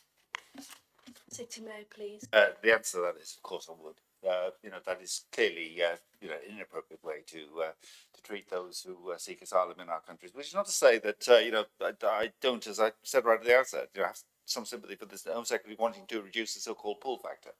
But that's not the way to do it. That is not a humane approach to those who are seeking asylum here. And I very much hope that, in the process of taking this forward, others, ourselves included perhaps, will want to raise our voices and hope that the Home Secretary listens. Thank you, City Mayor. Question 19, Councillor Kittredge. Thank you very much, Lord Mayor. With the news that Leicester has the lowest disposable income in the whole of the UK, does the City Mayor agree, in the words of one anti-poverty campaigner, that the city is falling apart? City Mayor, please. Not surprisingly, this is one on which I would not agree. Of course, I don't agree that the city is falling apart, which is not to say that the city does have some very real issues with regard to poverty in general and with regard to the way in which that index measures it. But as I pointed out in the Guardian article, one of the reasons that Leicester and indeed Nottingham appear in the bottom 5 for disposable incomes is that both cities have such constrained boundaries. Just stating the obvious, if you don't have the wealthy suburbs within your boundary, inevitably that pulls down the way in which you appear in those sort of statistics. It's a simple fact that Leicester's wealthiest suburbs do not, for the most part, count towards our figures as they do in most cities which have their boundaries more widely drawn and had those boundaries more widely drawn in the 1970s, which, as I say, is not to diminish the issue. It is, I think, just to put the figures into some sort of context. Do you have a supplementary? Thank you very much, Lord Mayor. I think reflecting upon the City Mayor's answer is to expand the city boundaries or not expand the city boundaries does not in of itself address any of those poverty issues within the city. And in particular, the child poverty, which sits at 39.5%, double the national average. In a city that is facing challenges, and to some does appear to be falling apart, can I have an assurance from the City Mayor that when the matter of continued funding to keep Leicester's adventure playgrounds open and continuing, one of a number of bodies which stop the city from falling apart, that they should be a priority for funding from the council in order to stop the process where many people feel the city is falling apart? City Mayor, please. Madam Mayor, I hope members in the chamber were listening to what I said. I did not for a moment suggest that the issues of poverty in this city were not real. What I did suggest, and it is the case, that the extent to which the poverty appears to be extreme in our city is very much dependent on the way in which the boundaries are set and the figures measured. And there are indeed issues and challenges for us and for all comparable cities across the UK, as for of the impact of poverty very largely. Our ability to respond to those issues as a result of what the Tory administration did nationally, Tory government did nationally, and the savage cuts that they made in our ability, and the ability of other cities that have similar levels of deprivation to respond to the needs. I look forward to a continuation of the work that the present government is doing to restore funding for the areas of deprivation such as Leicester, and I do look forward, as I've said on a number of occasions, to the day when we can, both directly and indirectly, return to the level of provision for young people in general, children in playgrounds, that used to be something of such pride to us. Thank you, City Mayor. Can I ask Councillor Porter for question 20? Thanks a lot. Yeah, just to let the City Mayor know, when Leicester had even smaller boundaries, it was actually the second richest city in Europe. So it's nothing to do with boundaries. But anyway, on to my questions. Can the council please specify the number of new build homes completed in the last 2 financial years? And this is excluding acquisitions, conversions, or purchases of existing properties. Councillor Cook-Kelvin, please. Thank you, my Lord Mayor, and thank you, Councillor Porter, for your question. The simple answer to your question is not enough to have resolved our housing crisis. I know supplementary I know at the beginning you mentioned about people who are putting supplementary questions, they can't go on making statements or whatever else. But I think, to be fair, what you should have said that they ought to answer the questions that are put to them. This really isn't very good. I've asked for a number, and just to come back with it's not good enough isn't satisfactory at all. We are in a housing crisis, and as far as I'm aware, although she's not going to answer it, I think it's less than 12. This is at a time when the City Council was given, or we got £45 million of additional funding, which rather than it going into, which we'd called for going into building new homes, so people would have had permanent homes, what the City Council's done is put it into more temporary accommodation. So now we have a massive increase. Yeah, well, a massive increase in the number of people living in temporary accommodation. Can we ask the supplementary which really question? isn't very, sorry? Can we ask the supplementary question? Well, are we going to get? The question is why won't you go to do the decent thing and just give a straightforward answer to the question rather than skirting around the subject? There's a housing crisis. Let us know how many council homes have been built in the last 2 years. Simple as that. Councillor Cook-Kelvin, do you want to come back? Oh, thank you, my Lord Mayor, and thank you, Councillor Porter, for your question again. The answer is more than 12. It's 220, but it's still, as I say, not enough to have resolved our housing crisis here in the city. I think what the question fails to recognise is that actually when we declared a housing crisis here in the city 4 years ago, what we set out was a multifaceted plan, which is a sum of its parts. That if you take various elements of that plan in isolation, you are not going to be seeing huge numbers, but it is the sum of the parts, the sum of the efforts. And I am proud to say that we've got a record, this Labour Council got a record in our last electoral cycle of delivering 1,100 affordable homes, and we are on track to deliver 1,500 affordable homes in this electoral cycle. Councillor Porter, let her answer. And we're making plans to deliver over the next 10 years. I was quite tickled by Councillor Kennedy Lout's contribution in the last debate around. I think it was Mr. X actually we were talking about in how we were misguided in purchasing temporary accommodation. We should have just invested that money straight into permanent accommodation, and then that would have solved all the problem on the housing waiting list. That wouldn't have solved the problem of the people who were staying in B&B. And I think the two things you fail to recognise. One is that it is a multifaceted plan. It's not one solution which is going to achieve our end goal. But also, that in fact the housing system is an ecosystem.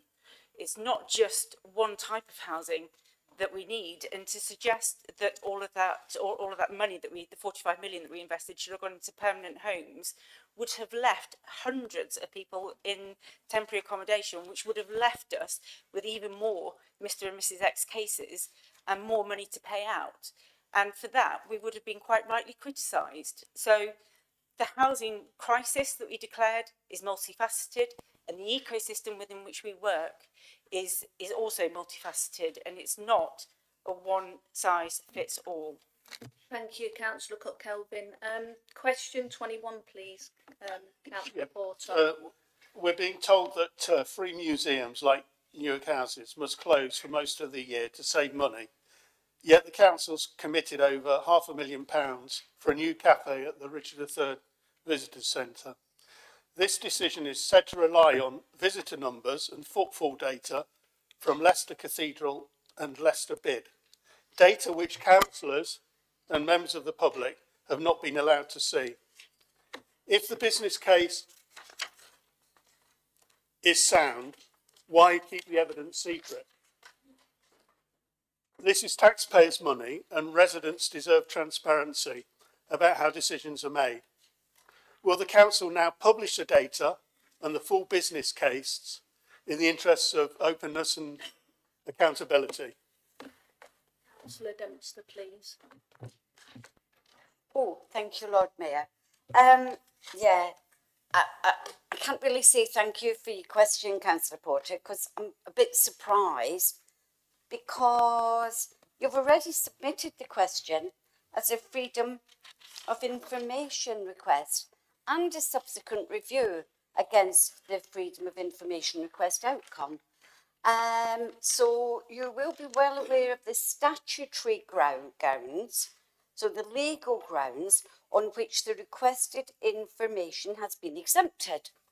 The law does not change because the question is asked at full council, I'm afraid.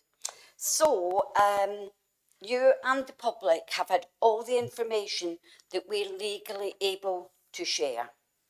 So moving on, I would like to take this opportunity to remind council of the benefits of this project for residents as well as visitors to the city.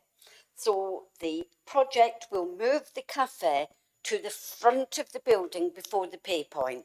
This will make it accessible by paying visitor centre ticket holders, non-paying visitors to the Tourist Information Centre and passing trade, improving the overall customer experience. This will then free up the existing cafe space to the rear of the building so that it can be used for more school and educational visits and you know, pretty important, to generate higher income. I'd also like to take the opportunity to update council on the up-to-date picture in respect of Newark Houses.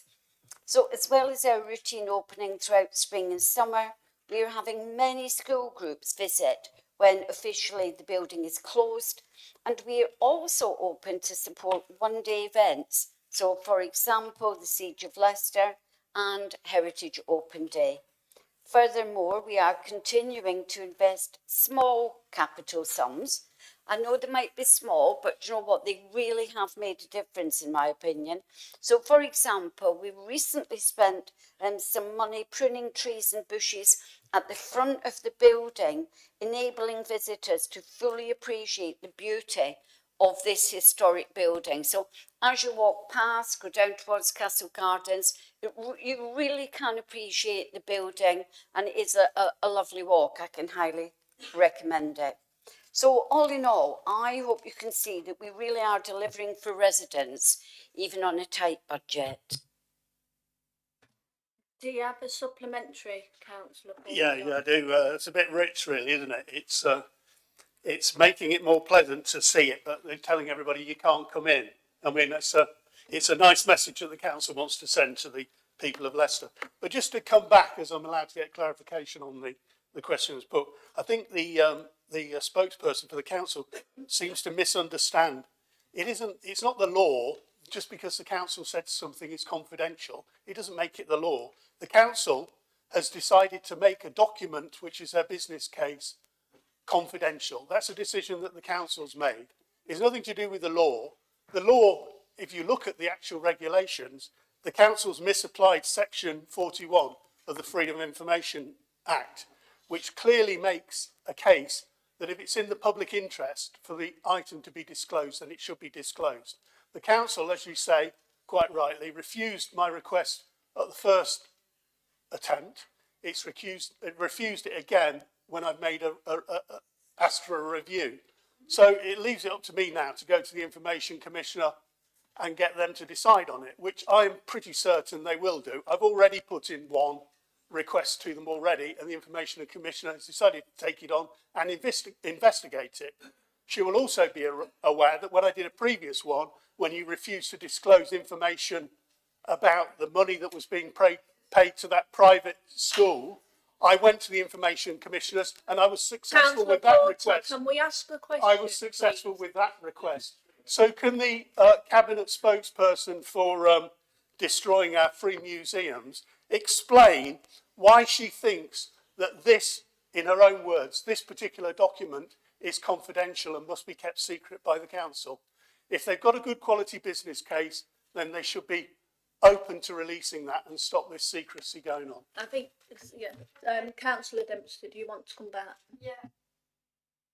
So the first thing is that I have been advised that there are statutory grounds on which the requested information has been exempted. So you must do what you must do, and I'm sure that our legal department will rise to the challenge. I just have to take umbrage with calling me the Cabinet member for destroying museums. I think that that is wildly inaccurate, as is the rest of your statement on this matter. So please retract that. But I don't expect you to, but it would be nice if you would, because it is just not right. Do you want to retract that, Councillor Porter? I'm not entirely. She said two things that she was unhappy with. One, that I'd said she was a Cabinet member for destroying museums. That's an opinion of mine. You mentioned something else that you thought was Councillor Porter, I'm asking whether you want to retract I don't know what she asked for, not something get else. into a conversation. She asked for something else as well, so I'm trying to get clarification on what she wants me, what she's upset about. She'll clarify. Oh, thank you, Lord Mayor, for the opportunity. Yeah, I'm not upset. I just think that's, it's not very nice. It's rude and it's inaccurate to say that I'm the Cabinet member for destroying our museums. There's no evidence of that. So I just wanted to give you the opportunity to do the right thing and retract it. If you don't want to, that's fine. I ain't upset. Would you like to retract it, Councillor Porter? Well, she did. Just to clarify, she said if I didn't, she's not bothered. So if she's not bothered, then I'm not bothered. So you don't want to... So we'll move on, but we're going to move on from that. Councillor Porter, question 22, please. I ain't bothered. Anyway, where are we now? Yeah. Oh, yeah. This sort of follows on from what Patrick had picked up on as well. In a Guardian article on the 16th of November, which I think came out is on Sunday, it headed, "I think the city is falling apart." The mayor was quoted as making some serious claims about Leicester's finances. So this is what I want clarification on. Did the mayor state that about 70% of our total spend is on adult social care? And if so, can the council or can the city mayor explain the basis of that figure, given that it appears to contradict the council's own published budget data? City mayor, please. I think many members will be aware that the Guardian has something of a reputation. Indeed, the Guardian is often known as the Graniad because of its typographical errors. And this is a simple case of the Guardian having missed a word out. If you look at what they say, that our total spend is on adult and social care, it just doesn't make sense. Adult and social care. It doesn't make sense because the word that's missed out is children's social care. Adult and children's social care. It is a typographical error. And the fact is, that was what I said. and that is what is indeed the case, about 70% of our total revenue budget is spent on adult and children's social care. Do you have a supplementary question, Yeah, Councillor? yeah. I mean, Porter? it's interesting. Yeah, he's sounding a bit like Donald Trump now, blaming the press for getting it all wrong, and conspiracy theories, etc. But the actual point is even if he did include children's services, he's still got it wrong, because the 2024-25 adult social care spend was at £173.4 million, roughly speaking, which represents around 20% of the council's total expenditure, which is £828.2 million a year. So even if you add in the children's services as well, I think, which would say it was about 15%, you're looking at a rough figure of around 35%, nowhere near 70%. So the question to the city mayor is, does he actually have a grasp of the council's finances? Is he not aware that the council's total expenditure in 24-25 was £828.2 million? City Mayor. Yes, my Lord Mayor, I, of course, have the figures in front of me, anticipating exactly that supplementary. Social care net budget, 299 million, of which adults is 179 million, children's and education 120 million, so that's 299, which represents just under, actually 68%, but just under 70%. Not a bad approximation off the top of my head, talking to the journalist. It is the case that the overwhelming majority of our revenue spend goes on social care. Thank you. Question 23, Councillor Porter. Yeah, just must mention, he's actually got his figures wrong. It's the council's total expenditure. Porter, The council's total expenditure Councillor Porter, is question 23. £828 million. So Councillor even based on his Porter. own figures, he's wrong. Does nobody actually look what the figures are in the council's own budget? Councillor Porter. Anyway, I'll move on. Councillor Porter, let me finish. I'm not going to keep doing this all night. Question 23. I'll move on. Let's say. Peter, hang on. Calm down. Does the council accept that the misuse of fireworks outside the recognised celebration periods has become a problem in Leicester, creating a serious public nuisance, distressing pets and wildlife, and compromising public safety?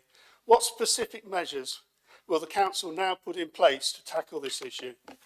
Councillor Cook-Kelvin, please. Thank you, my Lord Mayor, and thank you, Councillor Porter, for your question. I had to interpret this question a little bit, because when you talk about misuse, I took that to mean unsafe use. And so that's how I've framed my answer. In terms of recognised celebration periods, it's really not for me or the council to determine what celebrations should be recognised for legitimate or illegitimate use of fireworks.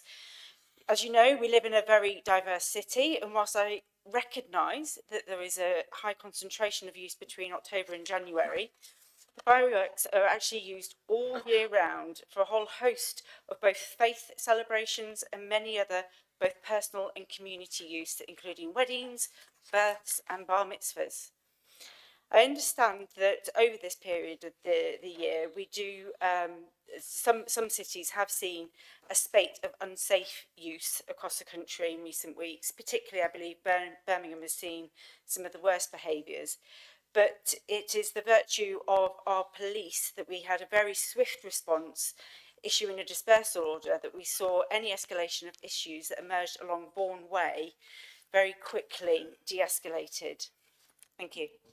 Thank you, Councillor Cook-Kelvin. Do you have a supplementary question? Yeah, just to let the Cabinet spokesperson for fireworks aware that there is actual legislation. I know people may be setting them off all year round, but there is legislation in place. And the reason I know this is because residents had complained to me, and I got a detailed response from the licensing department at the council, which went through the periods and when you were allowed to let off and purchase fireworks. So I'm surprised that the council's cabinet lead or deputy Lord Mayor or whatever else, supplementary Lord Mayor or deputy assistant mayor or deputy mayor isn't aware of the regulations, because it's all well and good just to say, oh, it's down to the police and the police handled it well. Yes, the police did handle it well, but it's down to the local authority at the end of the day to make sure that whoever they're giving licences to sell fireworks, it's being done properly and it's taking into account the amount of nuisance that's currently being caused. And the council should really, rather than just washing its hands, say, yeah, what we'll do is we'll look into it and see what we can do. We'll talk to the government, we'll talk to the police, and we'll take it from there. But just to say it's not up to us, I don't think that's You're going really to good ask enough. a question, Councillor Porter. Do you want to ask one? No? Councillor Cook-Kelly. Yeah, thank you. I just want to clarify. We give licences for sale of fireworks, and obviously we give temporary event notices where we have gatherings of over 500 people. Other than that, we really have no way of stopping people letting off fireworks as and when they want. It's not something which is within our gift. I do understand that there are national campaigns, particularly about the noise and frequency of use, and yeah, quite happy for Councillor Porter to contribute towards those national campaigns. Thank you. Thank you. Question 24, Councillor Hack, please. Thank you, my Lord Mayor. Will Leicester City Council consider supporting the terminally ill residents with council tax relief as other councils are in England? City Mayor, please. My Lord Mayor, the answer is that we already do. Maybe there's more to be done to draw people's attention to that fact, but we do. We offer significant support to households struggling with their council tax, whether due to lower incomes, ill health, or, as the petition states, with a terminal illness. Where a household includes someone with a terminal illness, we can offer support in the following ways. We can offer it through our council tax support scheme, where a pensioner can get up to 100% relief. If a working age household, they would be defined as a vulnerable household and would also be entitled to 100% relief.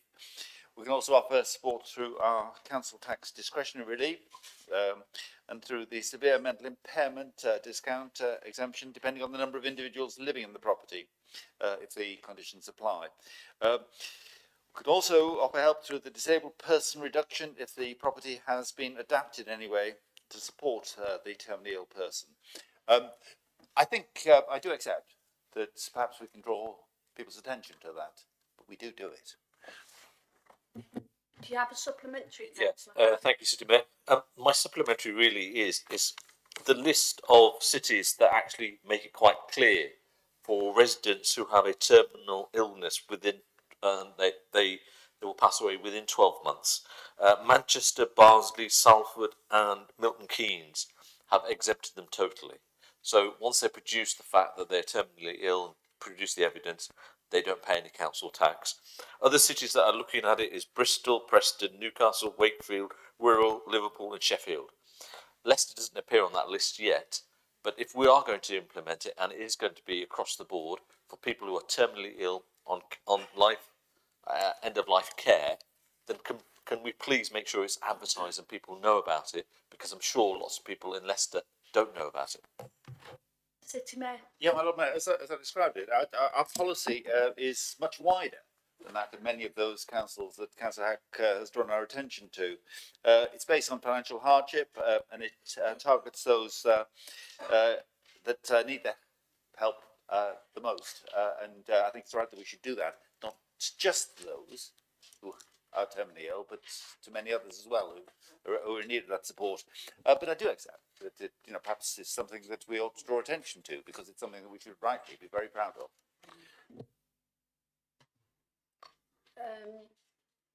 Where have we got to? Lost now. That's it, isn't it? He's asked a supplementary. Question 25, Councillor Chohan, please. Thank you, Lord. My question is, several landlords have claimed that the £1,290 selective licence fee is unreasonable high, and can the council explain how this fee was calculated, why it is necessary, and have it ensured the scheme is fair and primarily aim at protecting tenants rather than acting as a hidden tax on responsible landlords? Thank you. Councillor Cook-Kelvin, please. Thank you, my Lord Mayor, and thank you, Councillor Chohan, for your question. Selective licensing was contained within the Labour Party manifesto pledge, not in the last election, but the election before that.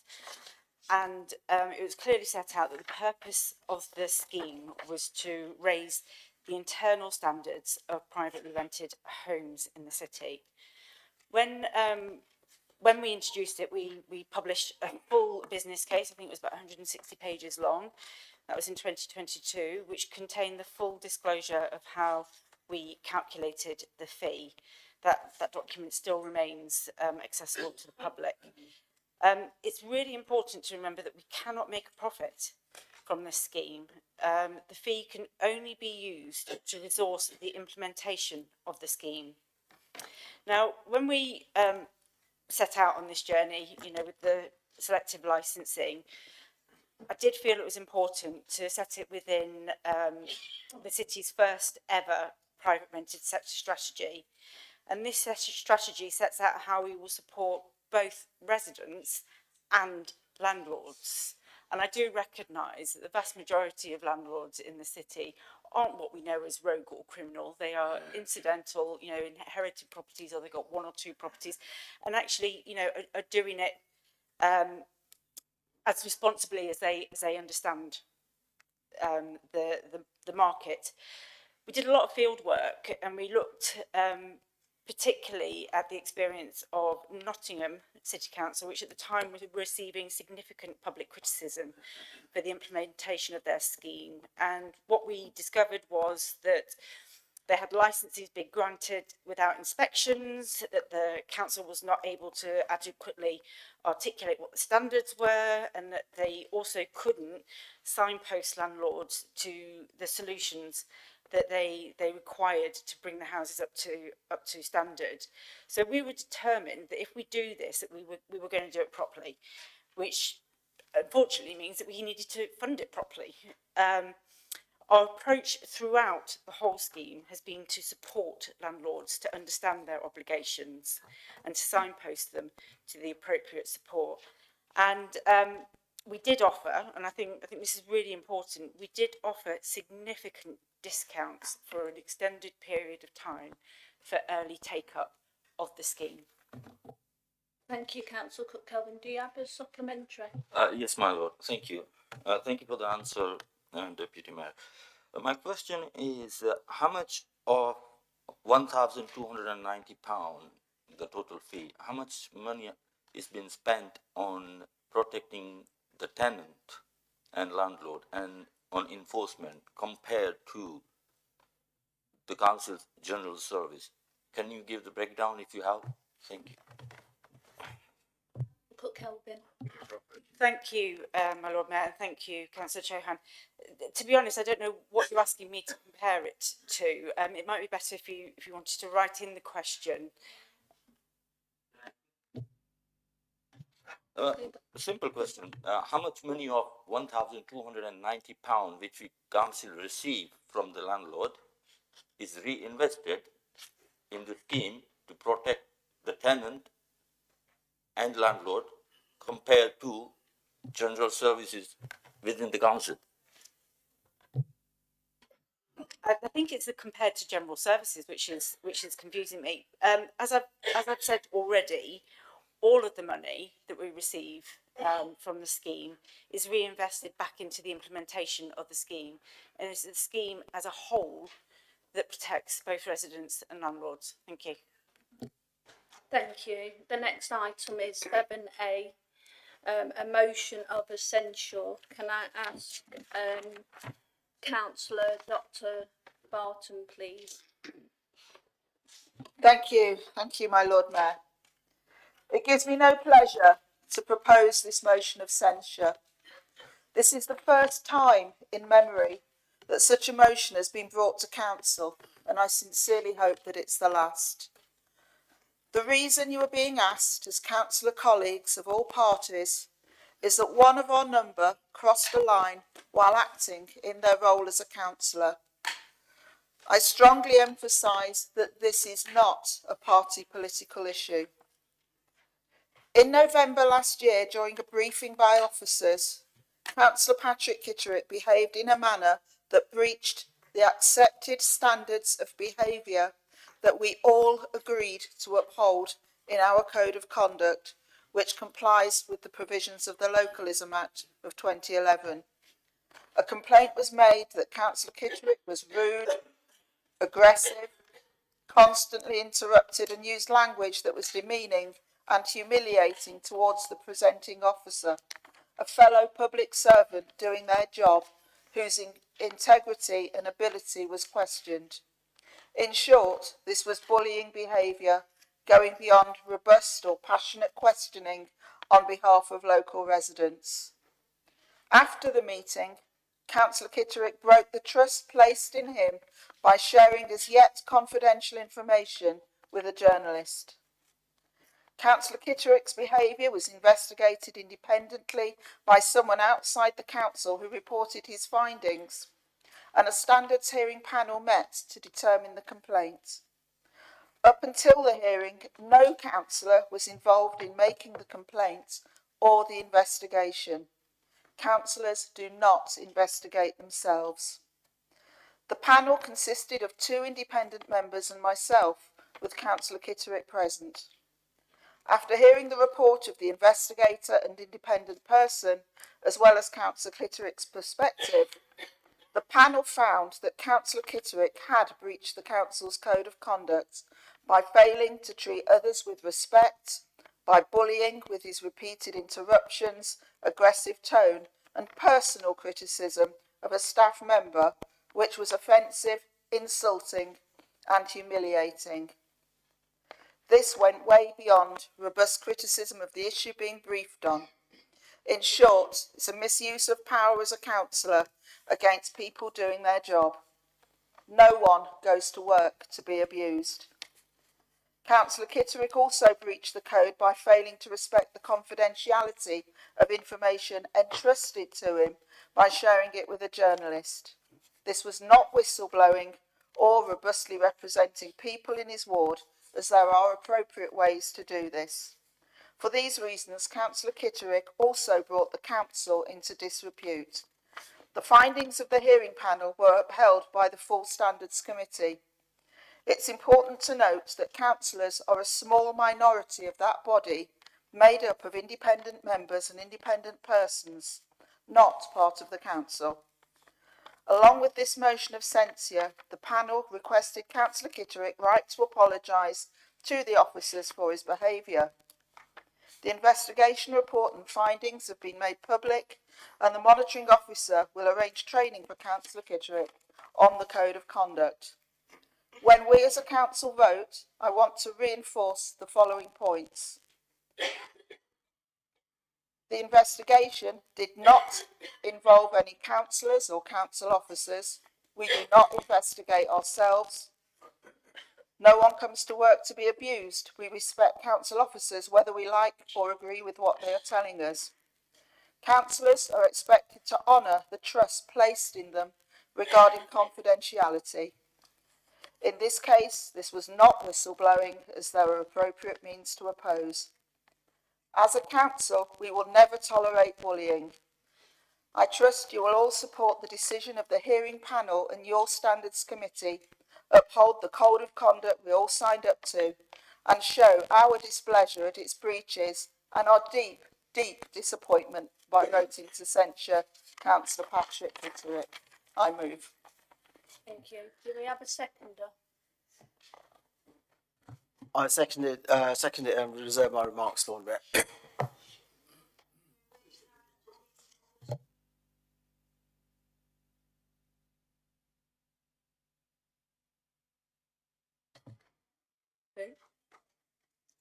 Do we have any other speakers? No.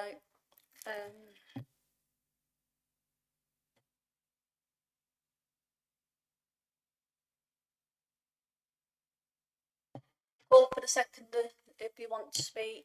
Yeah, thank you, my Lord Mayor. Tonight is not about establishing whether Councillor Kitterick had done wrong. An independent committee decided that he had done wrong weeks ago in a public hearing.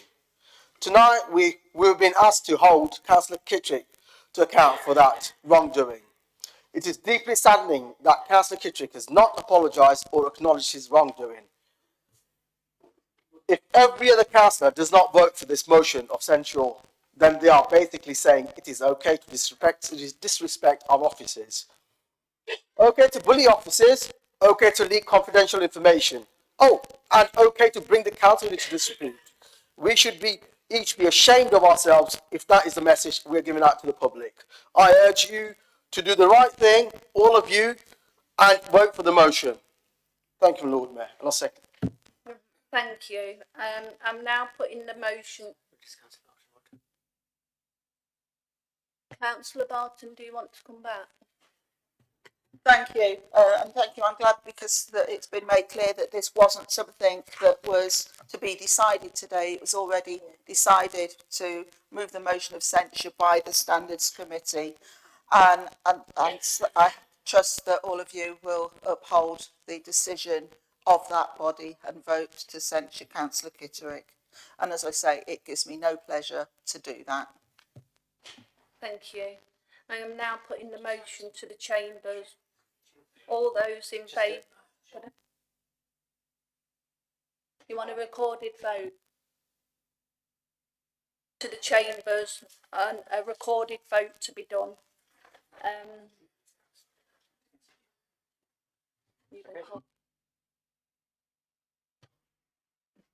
Okay, I shall now read out your names in alphabetical order.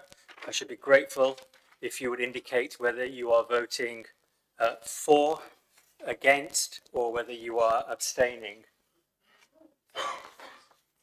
for the motion to censure Councillor Kittrick. Councillor Adatia.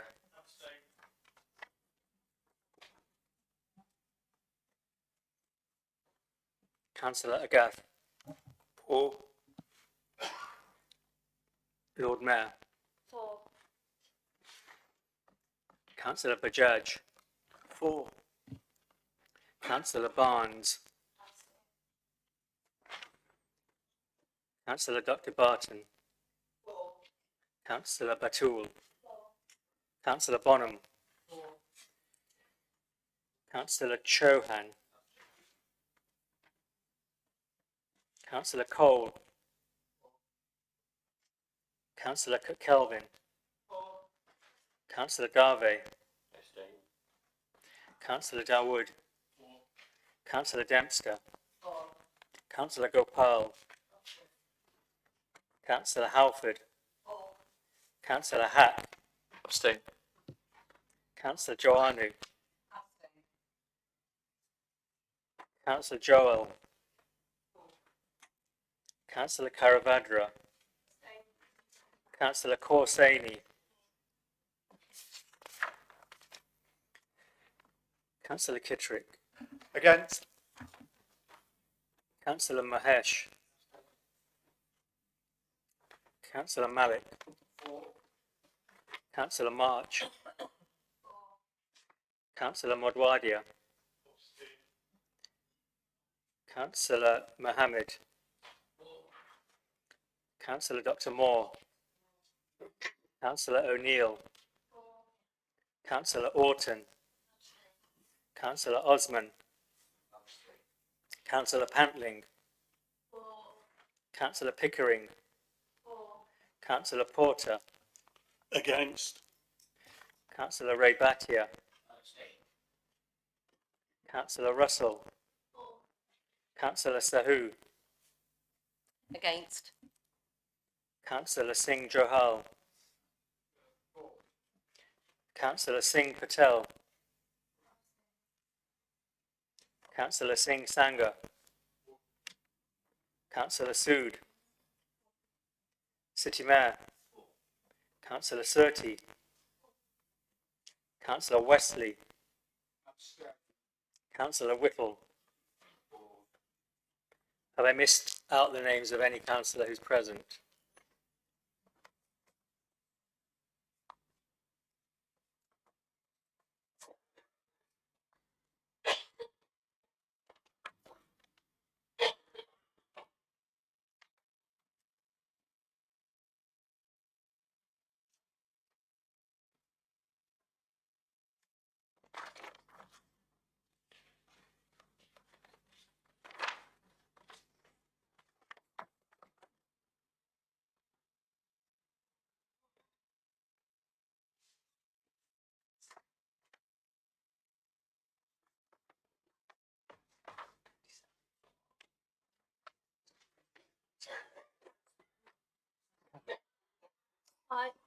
I declare that motion carried. And the numbers are 27 for, 3 against and 15 abstained. Thank you. Item 8, matters reserved to council, local government reorganisation. City Mayor, please.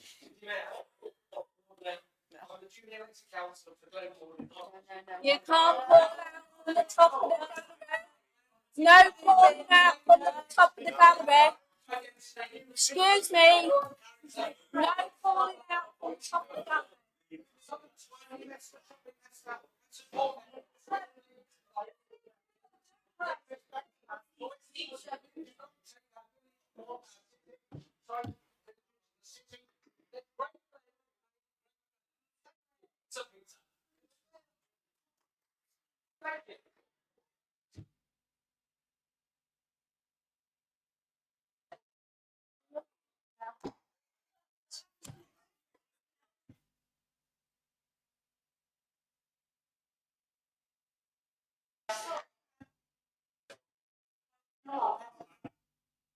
Can we call some order in the chambers?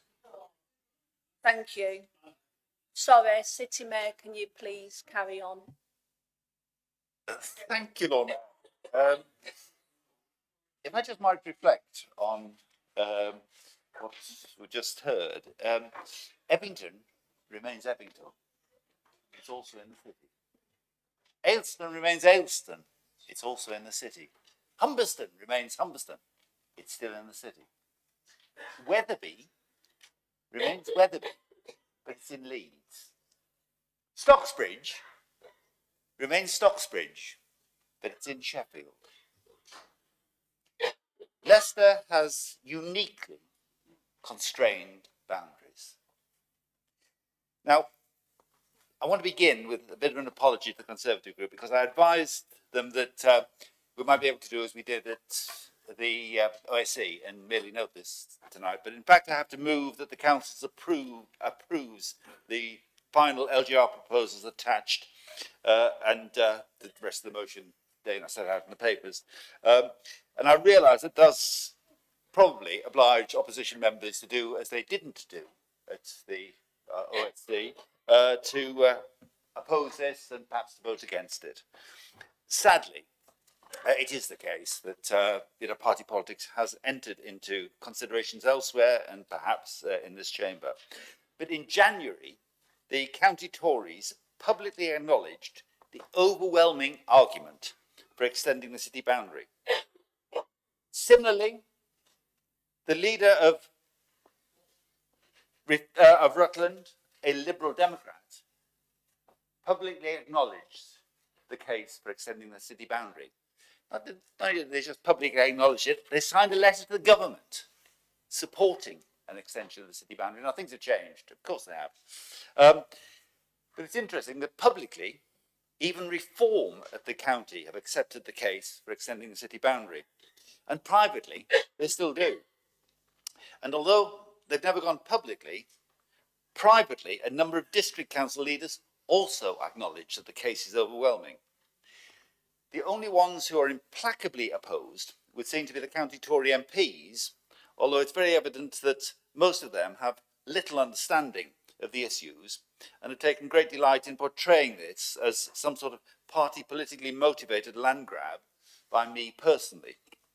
Now, I don't need to rehearse the details again tonight because members have been to the briefings, they know all the arguments, and I think they're well aware that the government is determined to create unitary authorities with populations of 500,000 plus to enable cities to be financially stable and in a position to deliver housing and jobs.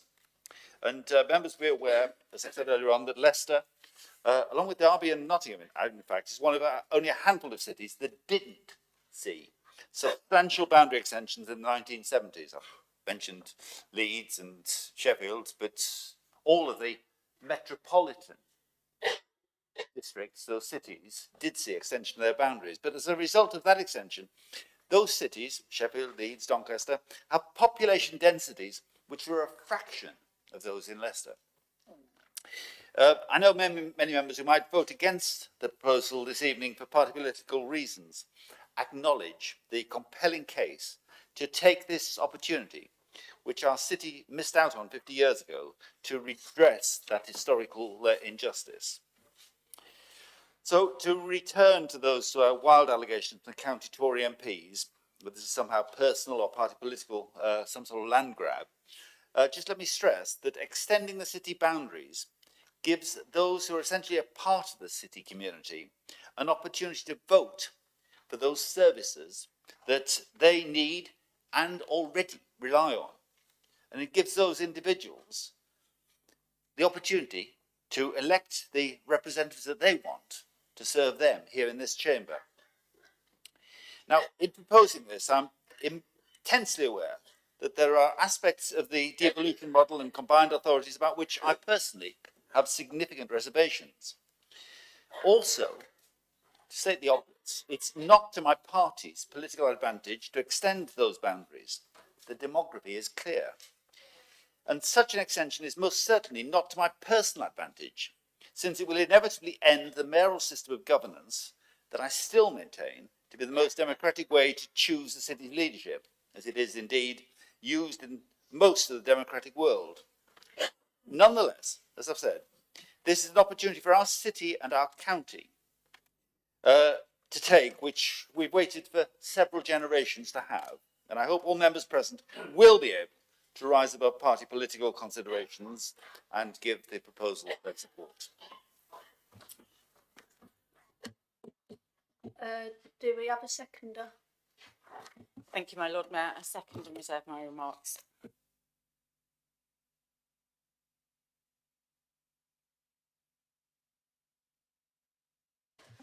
Councillor Porter.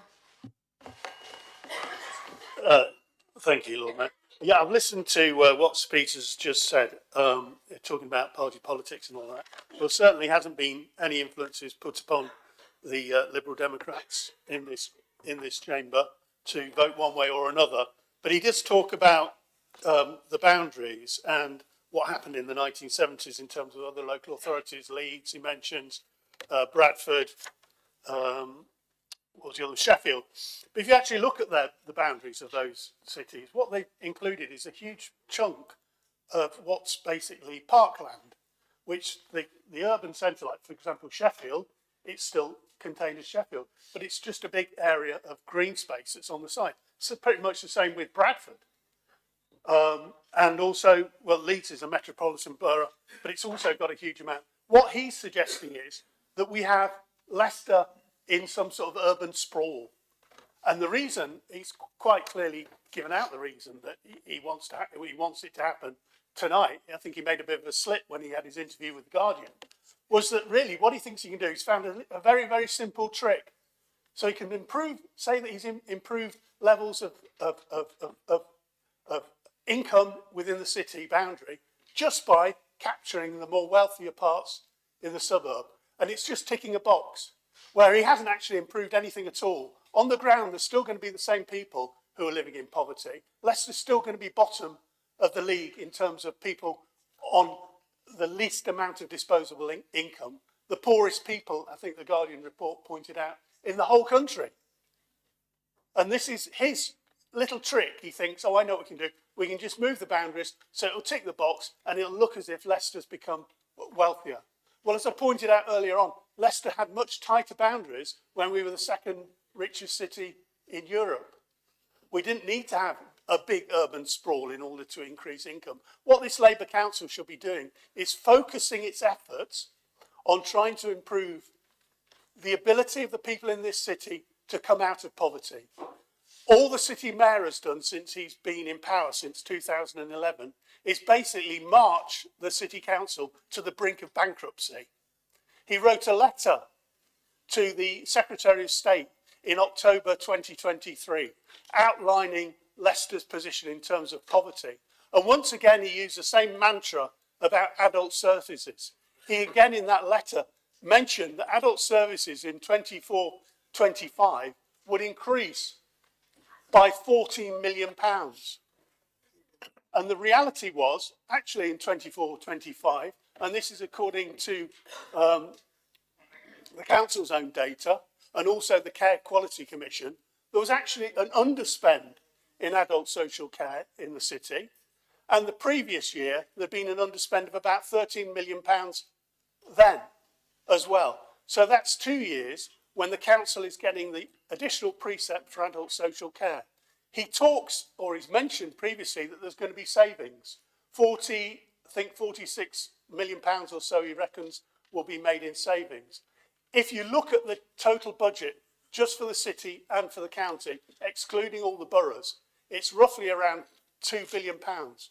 So a £46 million saving is less than or around about 2%. It's neither here nor there. But again, let's go return to the adult social care, the big spender.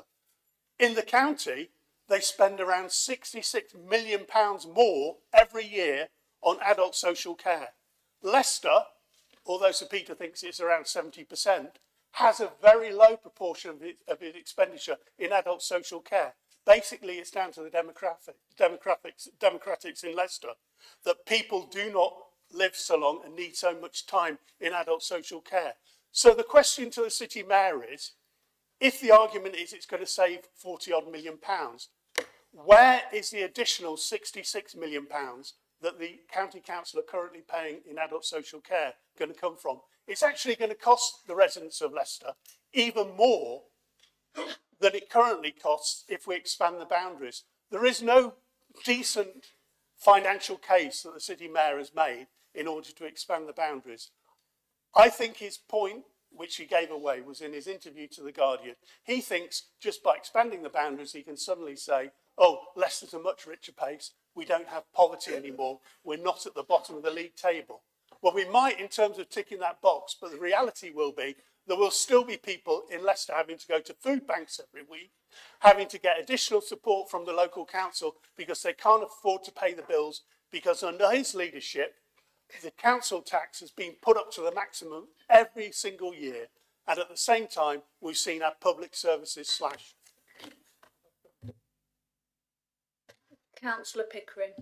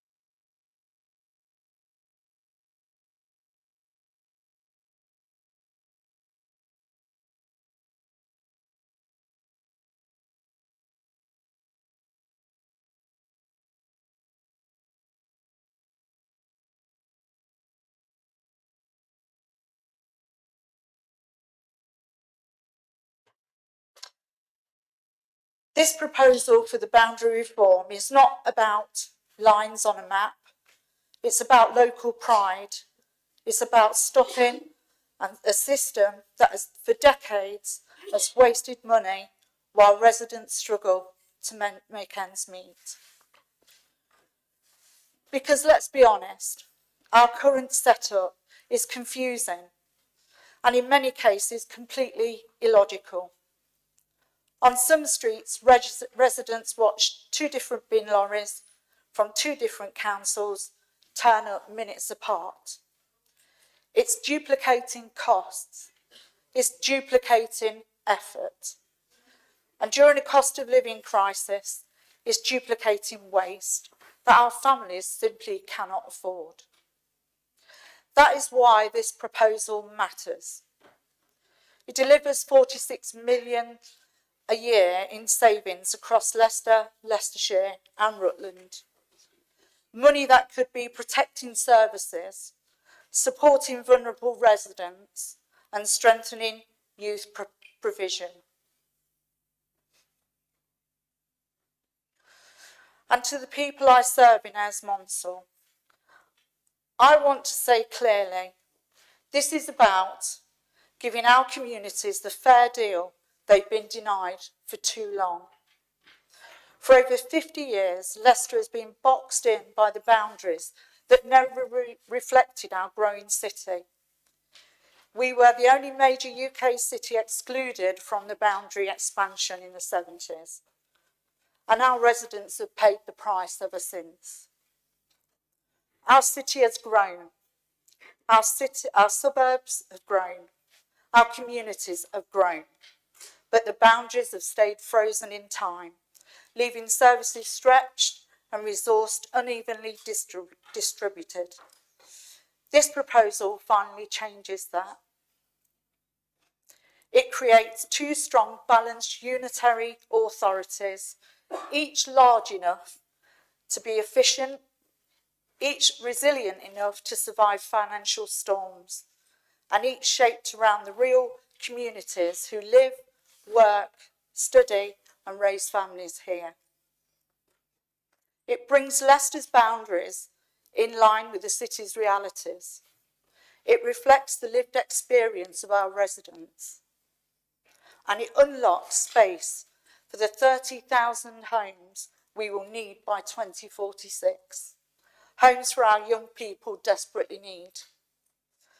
I want to take a moment to acknowledge the leadership shown by the City Mayor and by all our officers who have worked tirelessly on this complex and sometimes contentious piece of work. Change of this scale is never comfortable, but it is necessary. And the colleagues, let's be clear, we are not here to defend the past. We are here to build a better future. A future where services are clearer, where money is spent wisely, where local people don't face a postcode lottery of rules and responsibilities, where decisions are made clearer for communities and not tangled in bureaucracy. This is a once-in-a-generation chance to put things right. And I, for one, am proud to stand here today to support a proposal that strengthens our services, backs our communities, and gives Leicester the fair, modern, and coherent future it deserves. I urge all councillors to join me in supporting this submission for our residents, for our city, and for the generations that will come before us. I strongly believe in this proposal.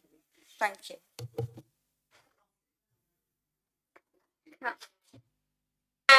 Councillor Kittredge. Thank you very much, Lord Mayor. I mean, as with many debates in this council, this is largely pointless because we all know who's going to make the decision. It's going to be Steve Reed, the relevant minister, if he still is the relevant minister by the time this all gets decided. So this is kind of a rather academic issue. But it was interesting when we had the scrutiny committee. I said that, and I think Councillor Battier referred to this as a kind of a marriage proposal. And I think we carried on with that analogy. Yeah, it was shotgun marriage, certainly. Yeah, a loveless marriage, definitely. Yeah, and a case of where the main issue is the dowry. Yeah, it's a case of.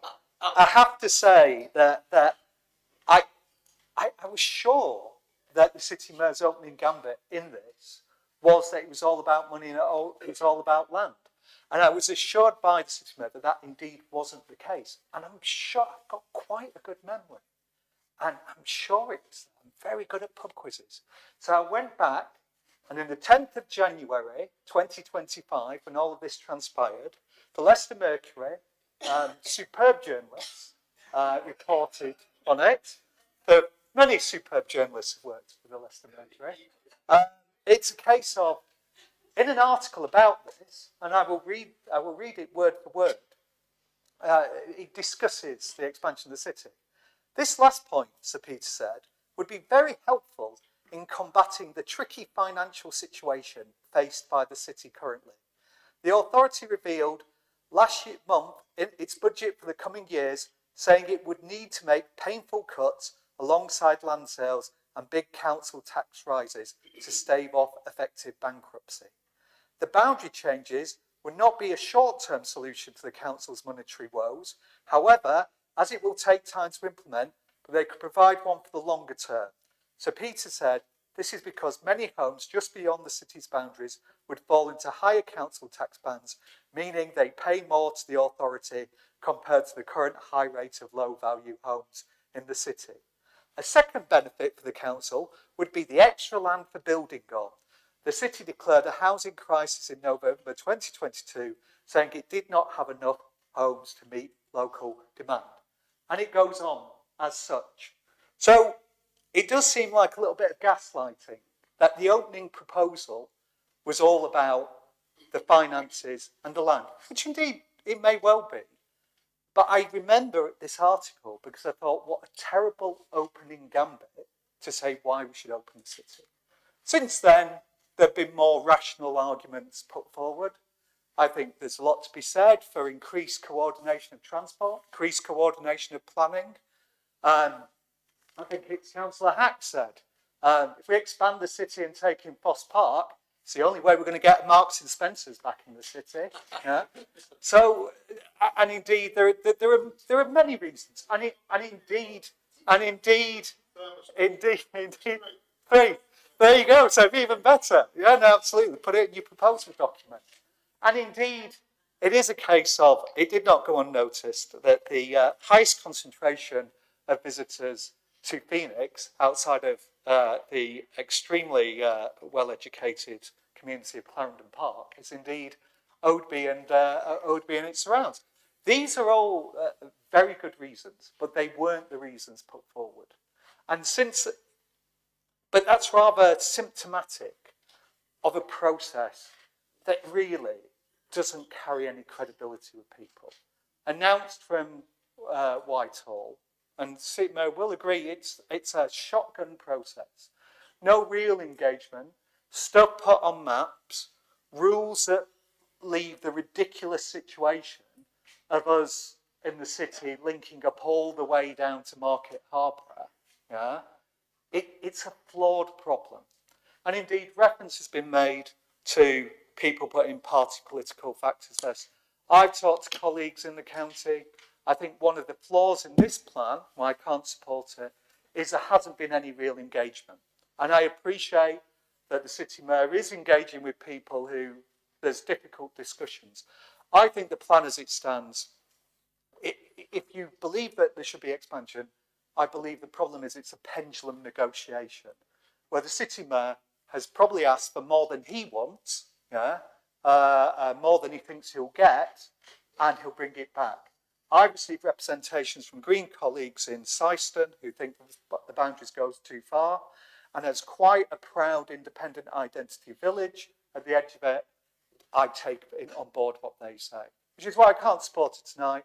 It's not to say that I don't think there's merits in the argument, but to be perfectly frank, this whole debate is rather academic, because nobody here in this city, in this county will decide. It will be an ex-London council leader sat in Whitehall, and that can't be a right process to decide the future governance of this city, or indeed of this county. Thank you. Councillor Osmond. Thank you, my Lord Mayor. I think it is quite historic that, you know, we are having this debate. And it did start a bit late in relation to the process, the whole process, when it started, as Councillor Kittring alluded to, in January. But I think it's coming a bit late to the council itself currently. And I know I apologise for not being at OSC last week in relation to this debate. But I think if we look at the recommendations, I mean, what he's suggesting is that, you know, we delegate it to the officers and then back to the city mayor to determine what amendments that they can put in. We have no say on that afterwards, and I allude to that quite seriously. But I am personally inclined to say that, yeah, there is a need for a boundary change. There is a need for some sort of naturalisation of Leicester in terms of its geographical form as it is. And, you know, when people come and watch all our sporting events in the city, whether it be Leicester Tigers, I know for a fact that there are a lot of, and you know, the stats and the facts are done in terms of people coming out from the county, where we have loads of parking issues outside Welford Road and around the city. We have the same with Leicester City Football Club, but then we have a cricket club which isn't called Leicester City Cricket, it's Leicestershire County Cricket. So, you know, I mean, in quite honesty, we've got Greater Manchester, and I did see somewhere back before the 70s a Greater Leicestershire or Leicester City map somewhere. My memory doesn't serve me right, but I think the fact remains that, you know, if there is going to be any boundary changes, when the last one, we had one in 1996, 97, when unitary authority from the county came into the city, and, you know, all the efficiency savings. And this is one about efficiencies and, you know, how we streamline local government up and down the country. So I think it's something that, you know, we've got to be proud of the fact that we have to look at it quite seriously. But I think in essence, what we've got to do is come back to the fact that if we are looking at this in relation to future generations, the town hall itself, I mean, this town hall, isn't going to be large enough if the proposals go through, because there's not enough seats around this chamber. So I don't know what the capital expenditure is going to be in terms of extending or breaking the walls or something. And I know when we had the taxes in the old days, some of the windows were boarded up at the back of me, the light tax or whatever in the 1900s. So I think there is an argument, but I think at the same time, we're alluding to the fact that Sir Peter said that this is party political, and I know party political only doesn't allude to the Conservatives, the Libs or the Greens. I know people murmuring across from the Labour Party are saying, well, they're not happy with these proposals because they might want to go with the East Midlands Mayor, but that's something that we've missed. So, you know, there are issues that we need to pick up, and I think the decisions, if they're going to be made anytime around after next week or for December, then, you know, our efficiencies in relation to the fact that we're going to have 2 council elections coming up, whether it be 2027, 2028 afterwards, an interim shadow authority and all the rest of it. So I don't know how much efficiencies we're going to make, and it is a game of power where people don't want to give up power, whether they be borough councillors, county councillors and others, to be able to pull back in efficiency savings. Thank you. Councillor Ray Battier. Thank you, Chair, Lord Mayor. I think before I speak on this motion, I just want to point to the City Mayor's point about the Ugandan thing. When it initially happened, actually, so let us see the council, which published an advert, don't come to Leicester, so that's a correction. But since then, things have changed, and of course, we have so many people here really in high positions. Besides the point, so coming back to this particular point, very, very clearly, we have had discussions with Peter, City Mayor, and of course with the county counterparts. One thing we have always agreed is that we never wanted to be part of the Greater East Midlands Authority. We always wanted to remain in LLR, and that's what we agree, 100%. The expansion of the city was not that we don't agree or disagree with, it's the way it's been imposed upon. We have always wanted people's say in that.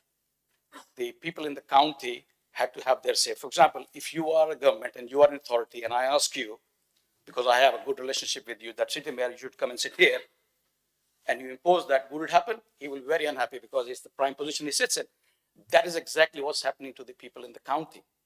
You are basically forcing them without listening to them. And it's really sad that the government has actually rejected the request for a referendum on their feelings or their views. Had that been done, and had they, there could be some parts, maybe Oldby and Wixton might have come in. I don't know. Maybe Chan would have come in. So there are parts of proposals which would have been done properly with regards to listening to the residents. Now, to Councillor Pickett's point actually about 2 lorries coming in from different parts, well, if you extend the boundary, that will still be the case at that extended point. That is no different. And we have seen this reviews, and people have quoted that. For example, in Solihull, one side is spick and span and clean, on the other side is Birmingham, and this all rubbish bin lined up. Nobody's picking up. So it's the quality that people, why do people who actually in social mobility terms move to Oadby and Wixton or elsewhere beyond city boundary? Because as they get better off, they look for a better life. Now, if you have gone there and you're telling them now you're coming back in, that's what their concerns are. So there are issues, and we have to listen to their concerns. We cannot ignore those concerns. We have never said no to anything. We just want that people should have been consulted, and that hasn't happened in this case. Now, of course, as Councillor Kittrick has mentioned, it's a non-event here, effectively. We're just saying our feelings or expressing our views. It will be decided by somebody else in the government. It is still being imposed upon us. So I think the important point here is why we can't support it here today is precisely that. It's not about my colleagues in the county are saying this or the other. All we would have always wanted was, and I said, we had an alignment, a clear alignment on certain things, but had it been done properly by consultation, by taking their views into account, and, as I mentioned at the OSC, don't make this as a forced marriage. Yeah, because we can say that, as I said, somebody earns 50,000, somebody earns 60,000 and 110,000 is a good salary to work. But the two don't want to sit together or work or marry. And I think this forceful inclusion is what's causing the anxiety. And that anxiety itself is the reason why we can't allow the democratic process to be, removed or killed because of that what we want, but what they don't. And this is precisely, I'll give you examples. We find it very, very difficult to support this today, purely. And then the point actually Councillor Osman mentioned about delegated powers to the Chief Operating Officer. Now, of course, once it's gone from here, what the boundaries will be redrawn, none of us, both sides, will be able to ever, have any say on.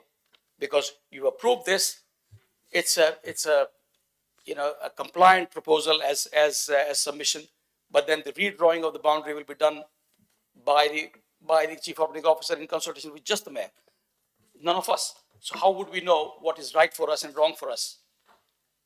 And I think these are the reasons why it's very difficult, even though if we were to support this. Thank you. Thank you. Councillor Dr. Sue Barton, please. Thank you, my Lord Mayor. What I would like to see happening with the media and so on and discussions on this debate are things which actually can reassure our neighbours in the county areas that may come into the city. I say may because I don't know what the outcome would be. But they seem to think that somehow it's a land grab by the city or the city mayor or even the councillors here. But Leicester City Council as it is now will no longer exist. So that is something that we need to understand when we're discussing these things. We're seeing a lot of statistical misuse as well over this.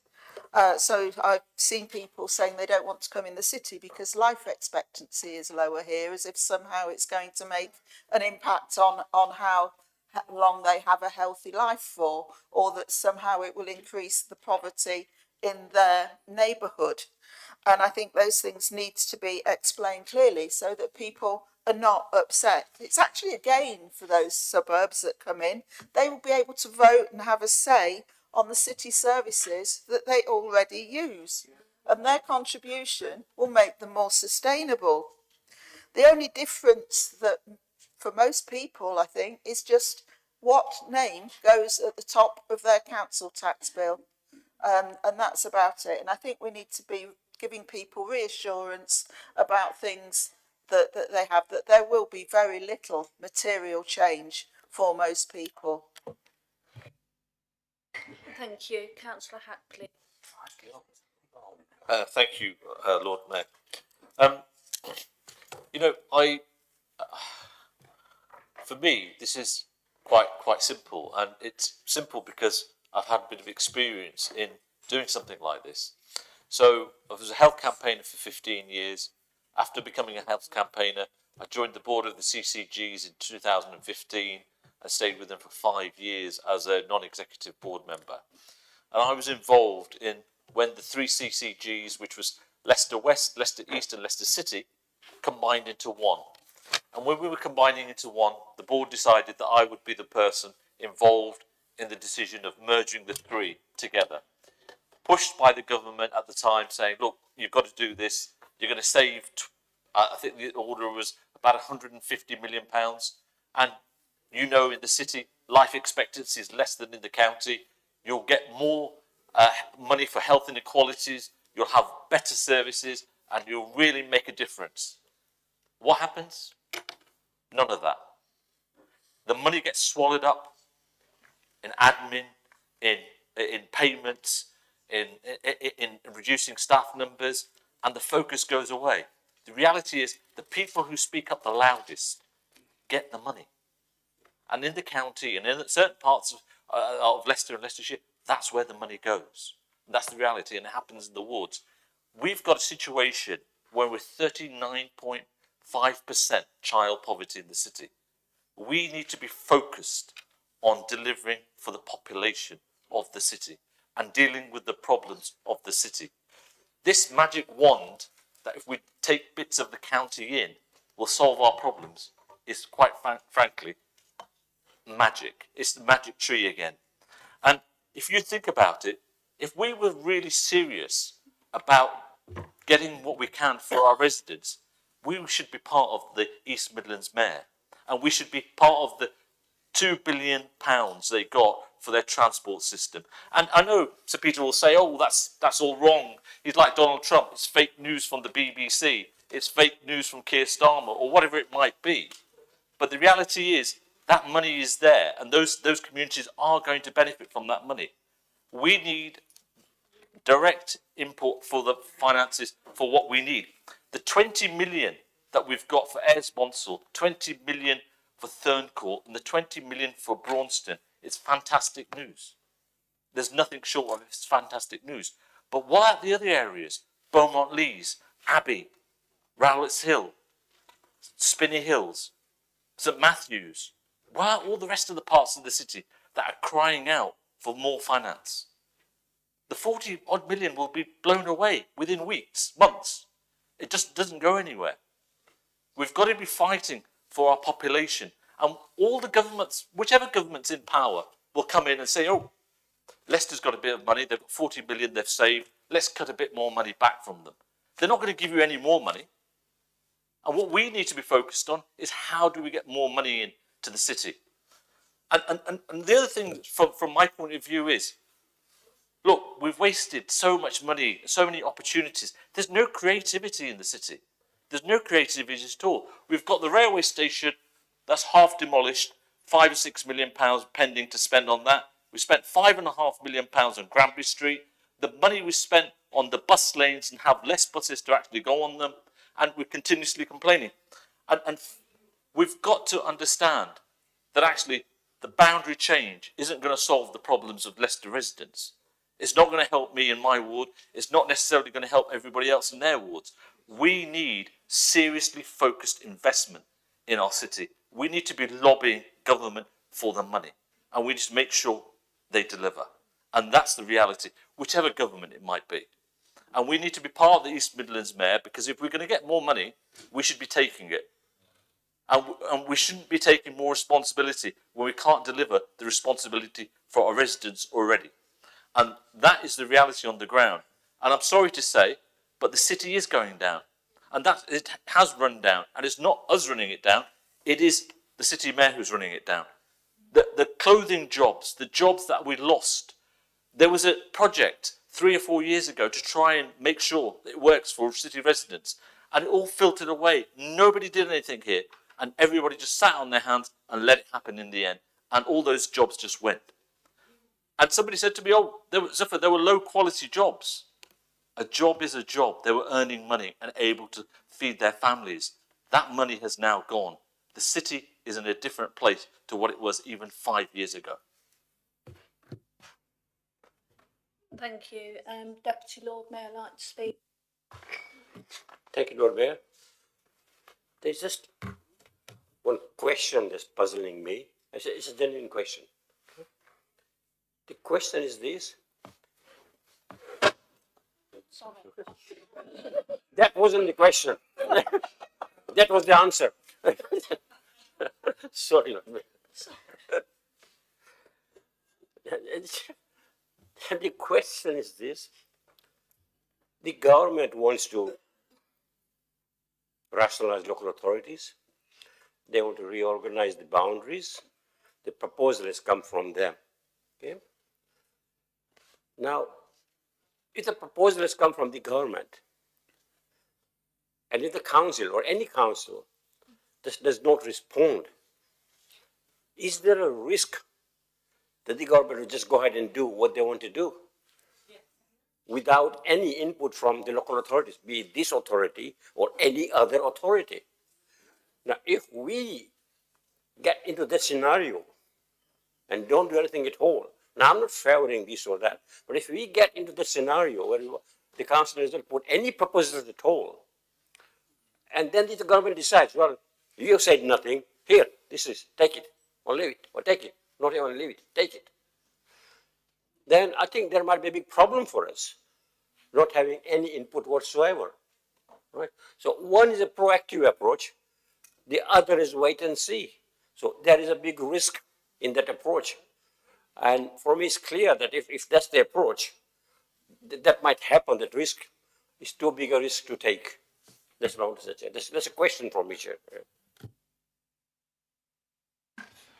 Thank you, Deputy Lord Mayor.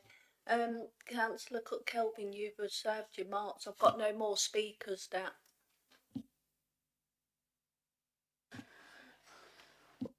Thank you. I didn't intend to speak, but I've heard some comments, and I think they're worthy of some responses.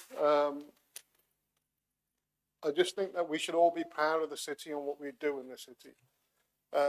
The city itself has been shown in a bad light from a lot of the comments made from this side. And you're all my friends, so this is not a political thing.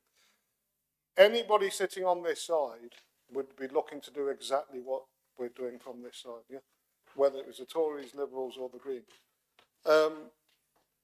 The city and the city residents are not some sort of alien state that people should be afraid to join.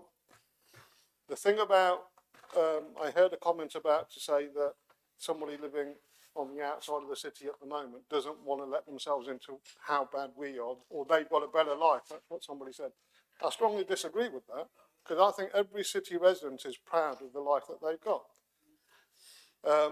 So somebody living, you know, in a suburban area in Oadby or that side, that's the life that they've made for themselves. There's a lot of people in the city that are proud of their life. And I'll put it as well to people that a lot of the residents that now live just outside the city were once residents of the city. It's a city that's allowed them to become affluent. It's allowed them to have the education through the 2 universities that we've got in. It's given them the healthy lifestyle through the city, city's sporting infrastructure, which is the gyms and the swimming pools and everything else. You know, so it's a sad day when I sit here and the city's really looked upon as a bad alien state. You know, a lot of our people owe a lot to the city here. I'm talking about, say, Braunston Town. You know, that's very close to where I live. There's only a set of traffic lights between where I live and the county, and that's one of the proposed areas. A lot of those people are the kids, were the kids that we all went to school with. Yeah, so there's nothing here. I just feel that there's been a bigger problem created because of party politics than there actually is. And if you ask somebody that didn't know Leicester, the first question they would ask is, so why is the city not all inclusive of the areas that touch? That's the first question somebody was asked. Why is it such a layout now? And in my opinion, everything that borders a city, that touches a city for logistical purposes should be part of the city. That includes all of the LFE, all of the Braunston Town, all of the Oadby, Birstall's, Thermoston. That's a natural thing to do. It's not somebody sitting down and doing numbers.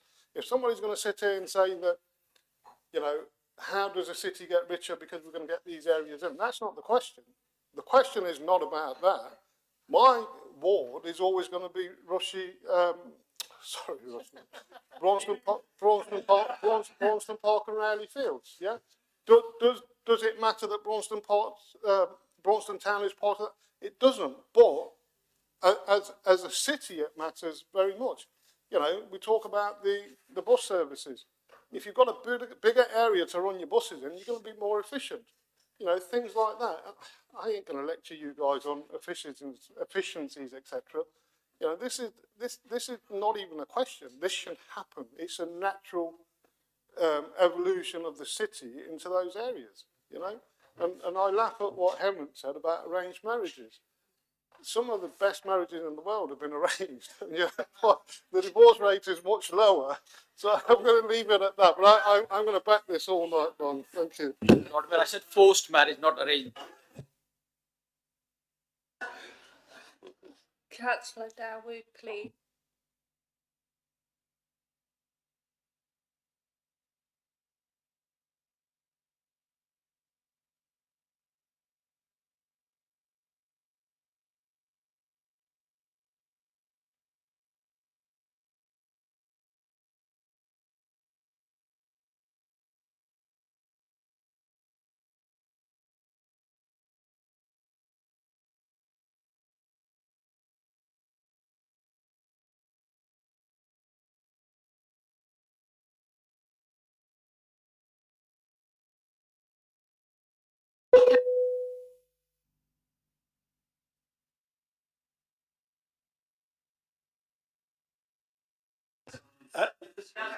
Hang on, Lord Mayor. Councillor Porter. He has Councillor provoked. No, hang on a minute, Lord Mayor. He provoked a response from me, which I think I'm Councillor entitled Porter, to sit give. down.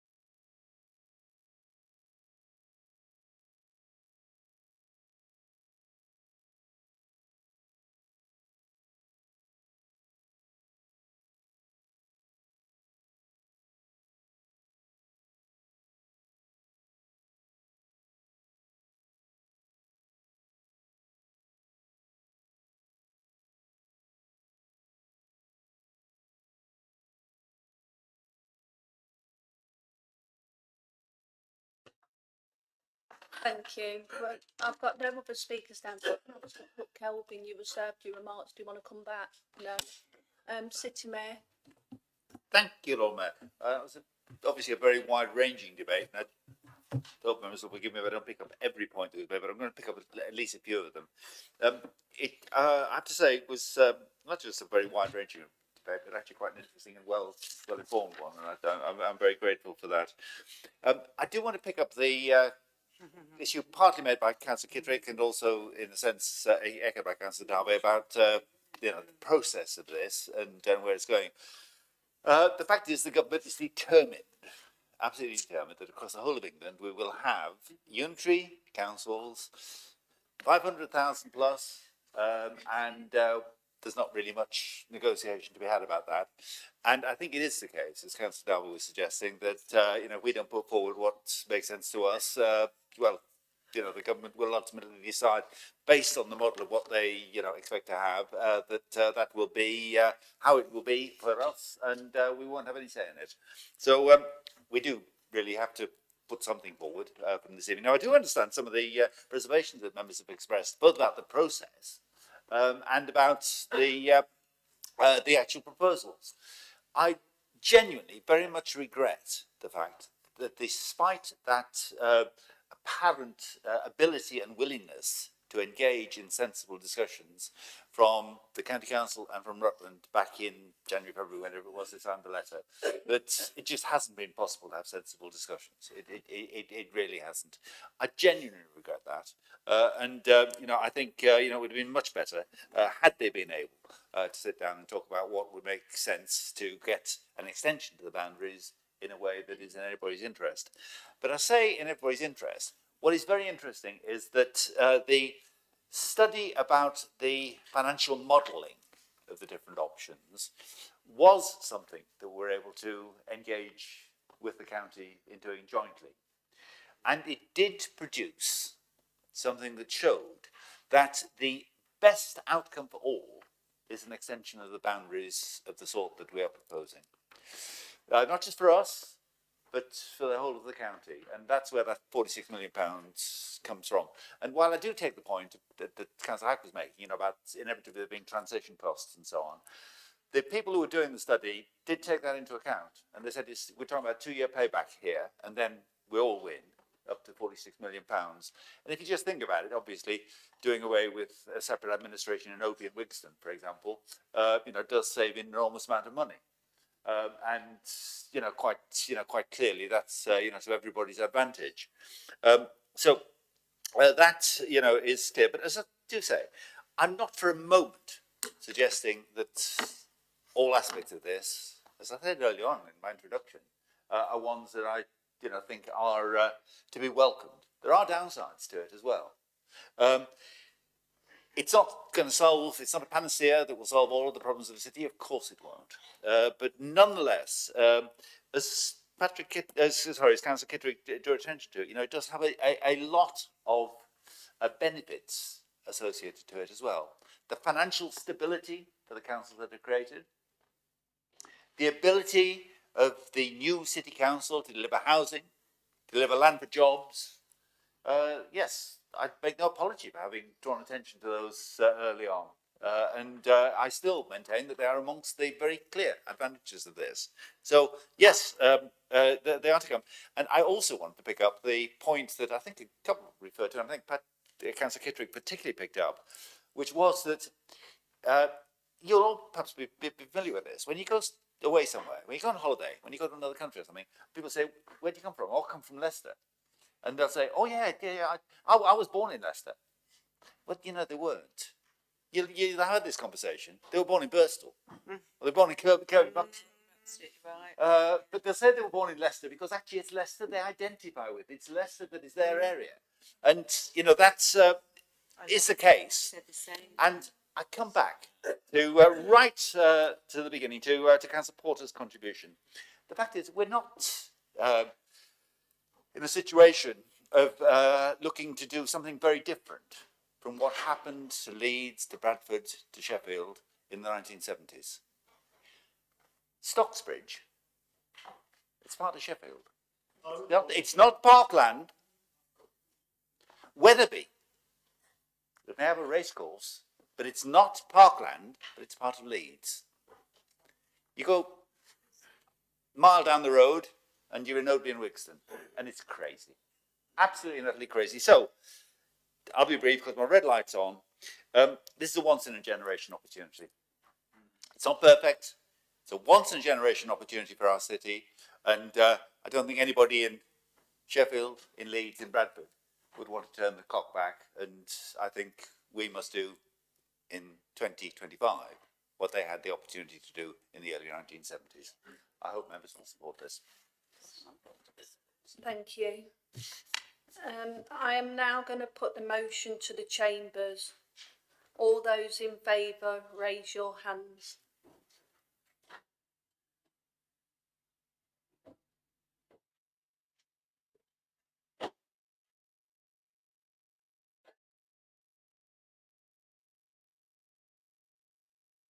All those to the contrary, please raise your hands.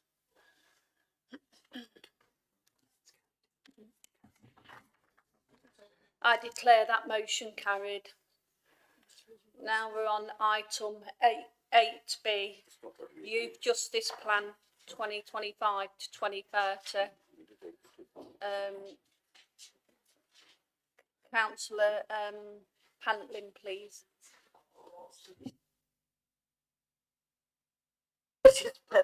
Thank you. Thank you, my Lord Mayor. I'm pleased to present the annual Youth Justice Plan 2025 to 2030. The plan sets out a unified vision for Leicester's children. We are united in our ambition to make Leicester a city where every child grows up safe, healthy, valued, and with boundless potential, able not just to avoid offending, but to truly thrive. This is a collaborative approach that is centred on early help and opportunity. The plan focuses on early intervention. It provides meaningful opportunities and consistent support that allows children to enjoy being young while preparing them confidently for adulthood. It is important to note that this strategy has been shaped by the voices of young people, families, victims, staff and communities, ensuring that our actions reflect lived experience and real need.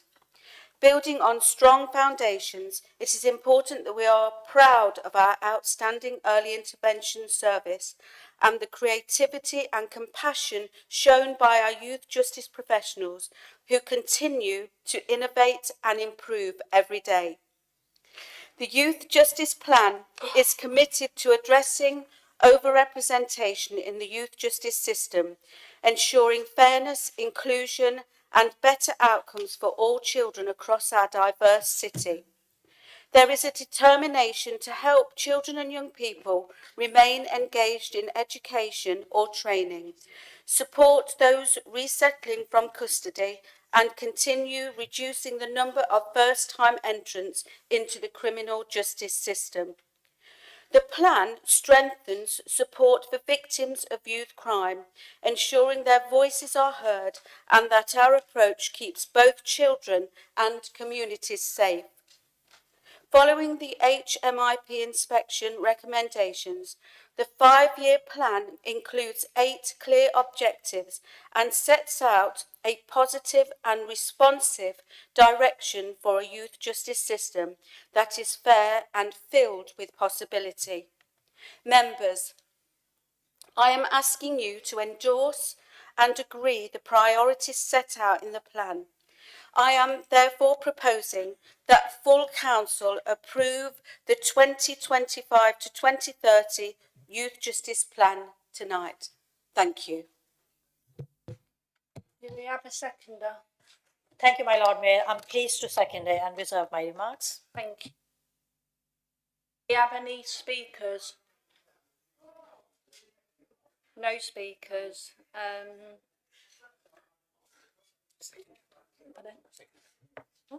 Yeah. Would you like to Thank you, my Lord Mayor. As Councillor Pantlin has highlighted in her presentation, that this youth justice plan is more than a statutory duty. It is a statement of our shared commitment to Leicester's children and young people. This 5-year plan sets out where we are going, and how we will get there together. Over the past 3 years, the REACH theme has been transformative, preventing exclusion, to re-engage young people, and even now working with 10 secondary schools across the city. Early intervention is not just a policy, it is hope that made it practical. We have also established a dedicated SEND panel, recognized nationally and awarded both the SEND Youth Justice Charter Mark and SEND Leaders Award. These achievements show that child first principles are not words on paper, they are embedded in practices. Equally, the voice of the child is at the heart of our services. Last year, children themselves authored the first children's plan. Their voices are not an afterthought, they are the foundation of our work. On top of that, we have taken meaningful steps to confront disproportionality and unconscious bias by training. Every member of staff has been trained, and our practice has been commended by meeting the diverse need of Leicester's community. Behind each success is a young person whose life chances are being improved. Behind each achievement is a partnership working tirelessly to deliver better outcomes. Progress, partnership, and purpose. That is what this plan represents. I'm proud to second this motion and commend the Youth Justice Plan to Council. Thank you. Thank you. Councillor Pantlin, would you like to speak any more? No, I'm quite happy to carry on.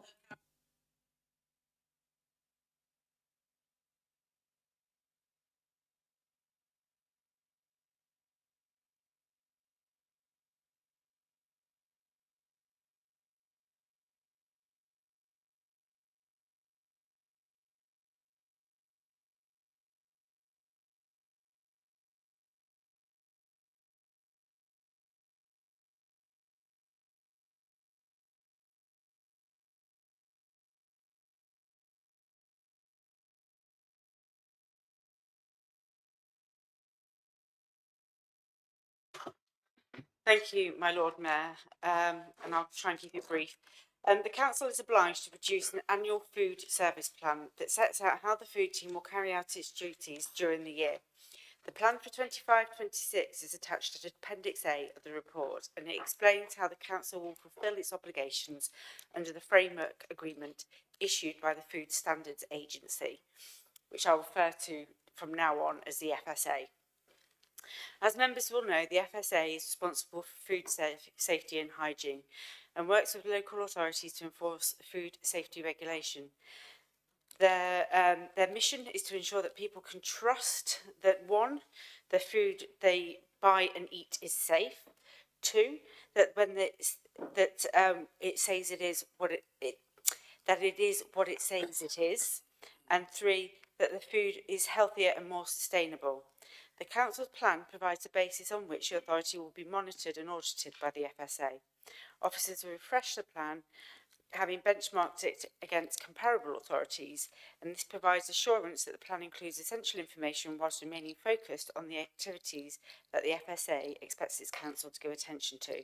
The Council is asked to approve the contents of the plan.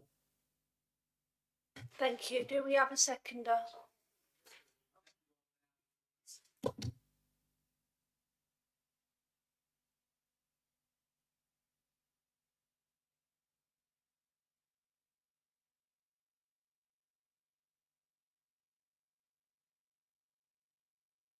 If we've got no speakers, would you like to? Nobody wants to come back.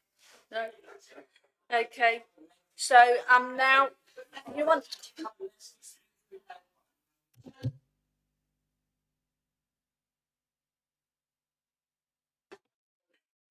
You don't want to speak, do you? No. I'm now putting the motion to the chambers. All those in favour, please raise their hands. All those to the contrary, raise their hands. I now declare that motion carried.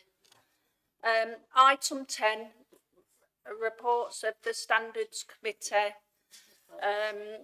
July 2023 to July 2023 to June 2023. Huh? 25, well, it says 23. 2025, and the proposed amendments to the standards arrangements. Councillor Dr. Barton, please.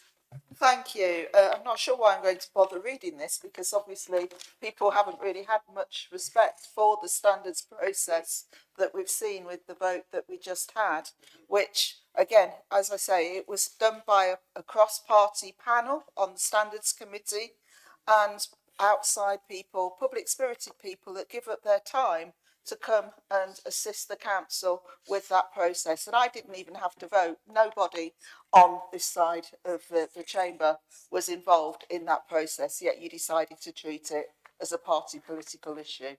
Anyway, I'll go to the motion here. In the 2 years since the last report, I'm pleased to confirm that valid complaints against councillors have been few. There were 7 between 1st of July 2023 and the 30th of June 2024, and just 6 lodged between the 1st of July 2024 and the 30th of June 2025. The nature of these complaints and allegations is detailed in the report that you've had. Only 1 complaint has led to a standards hearing, resulting in the motion of censure today. All others have been dealt with without recourse to the Standards Advisory Board for further investigation and action. In February 2025, the Standards Committee reviewed the procedural arrangements for dealing with complaints about councillor misconduct and made 3 recommendations that clarified the existing rules. The gist of these was to recommend informal resolution of complaints in cases where the Code of Conduct was engaged but not breached. However, some form of gesture of reparation would be seen as appropriate in the interests of fairness, or where further action or investigation by one of the independent members of the Standards Committee would be disproportionate. These gestures could take the form of an apology in full council or other public forum, if that's where the complaint originated. Another change was to facilitate reopening of a complaint or opening a new one in cases of non-compliance. These recommendations are placed before the council tonight for agreement. The government has consulted on some changes to the Code of Conduct process for elected members to make it a national code, and they recommend things like bringing back the power to suspend and the power to withhold allowances, as well as introducing a national Code of Conduct. The Standards Committee will report back to Council on these proposals in due course once we have that information. And I thank you all for being my fellow councillors for your continued good conduct on the whole throughout the 2 years of this process. So I move this standards report. Thank you. Thank you. Do I have a seconder? I'll second it. Do we have any speakers on this? No speakers. Does anybody want to come back? No. I'm now putting the motion to the chambers. All those in favour, please raise their hands. All those to the contrary, raise their hands. I declare that motion carried. Just before I move on to item 11 and 12, which is any urgent business, I'd just like to, because it's going to be the last one before Christmas, so I'd just like to say Happy Christmas, and I hope you all have a lovely time.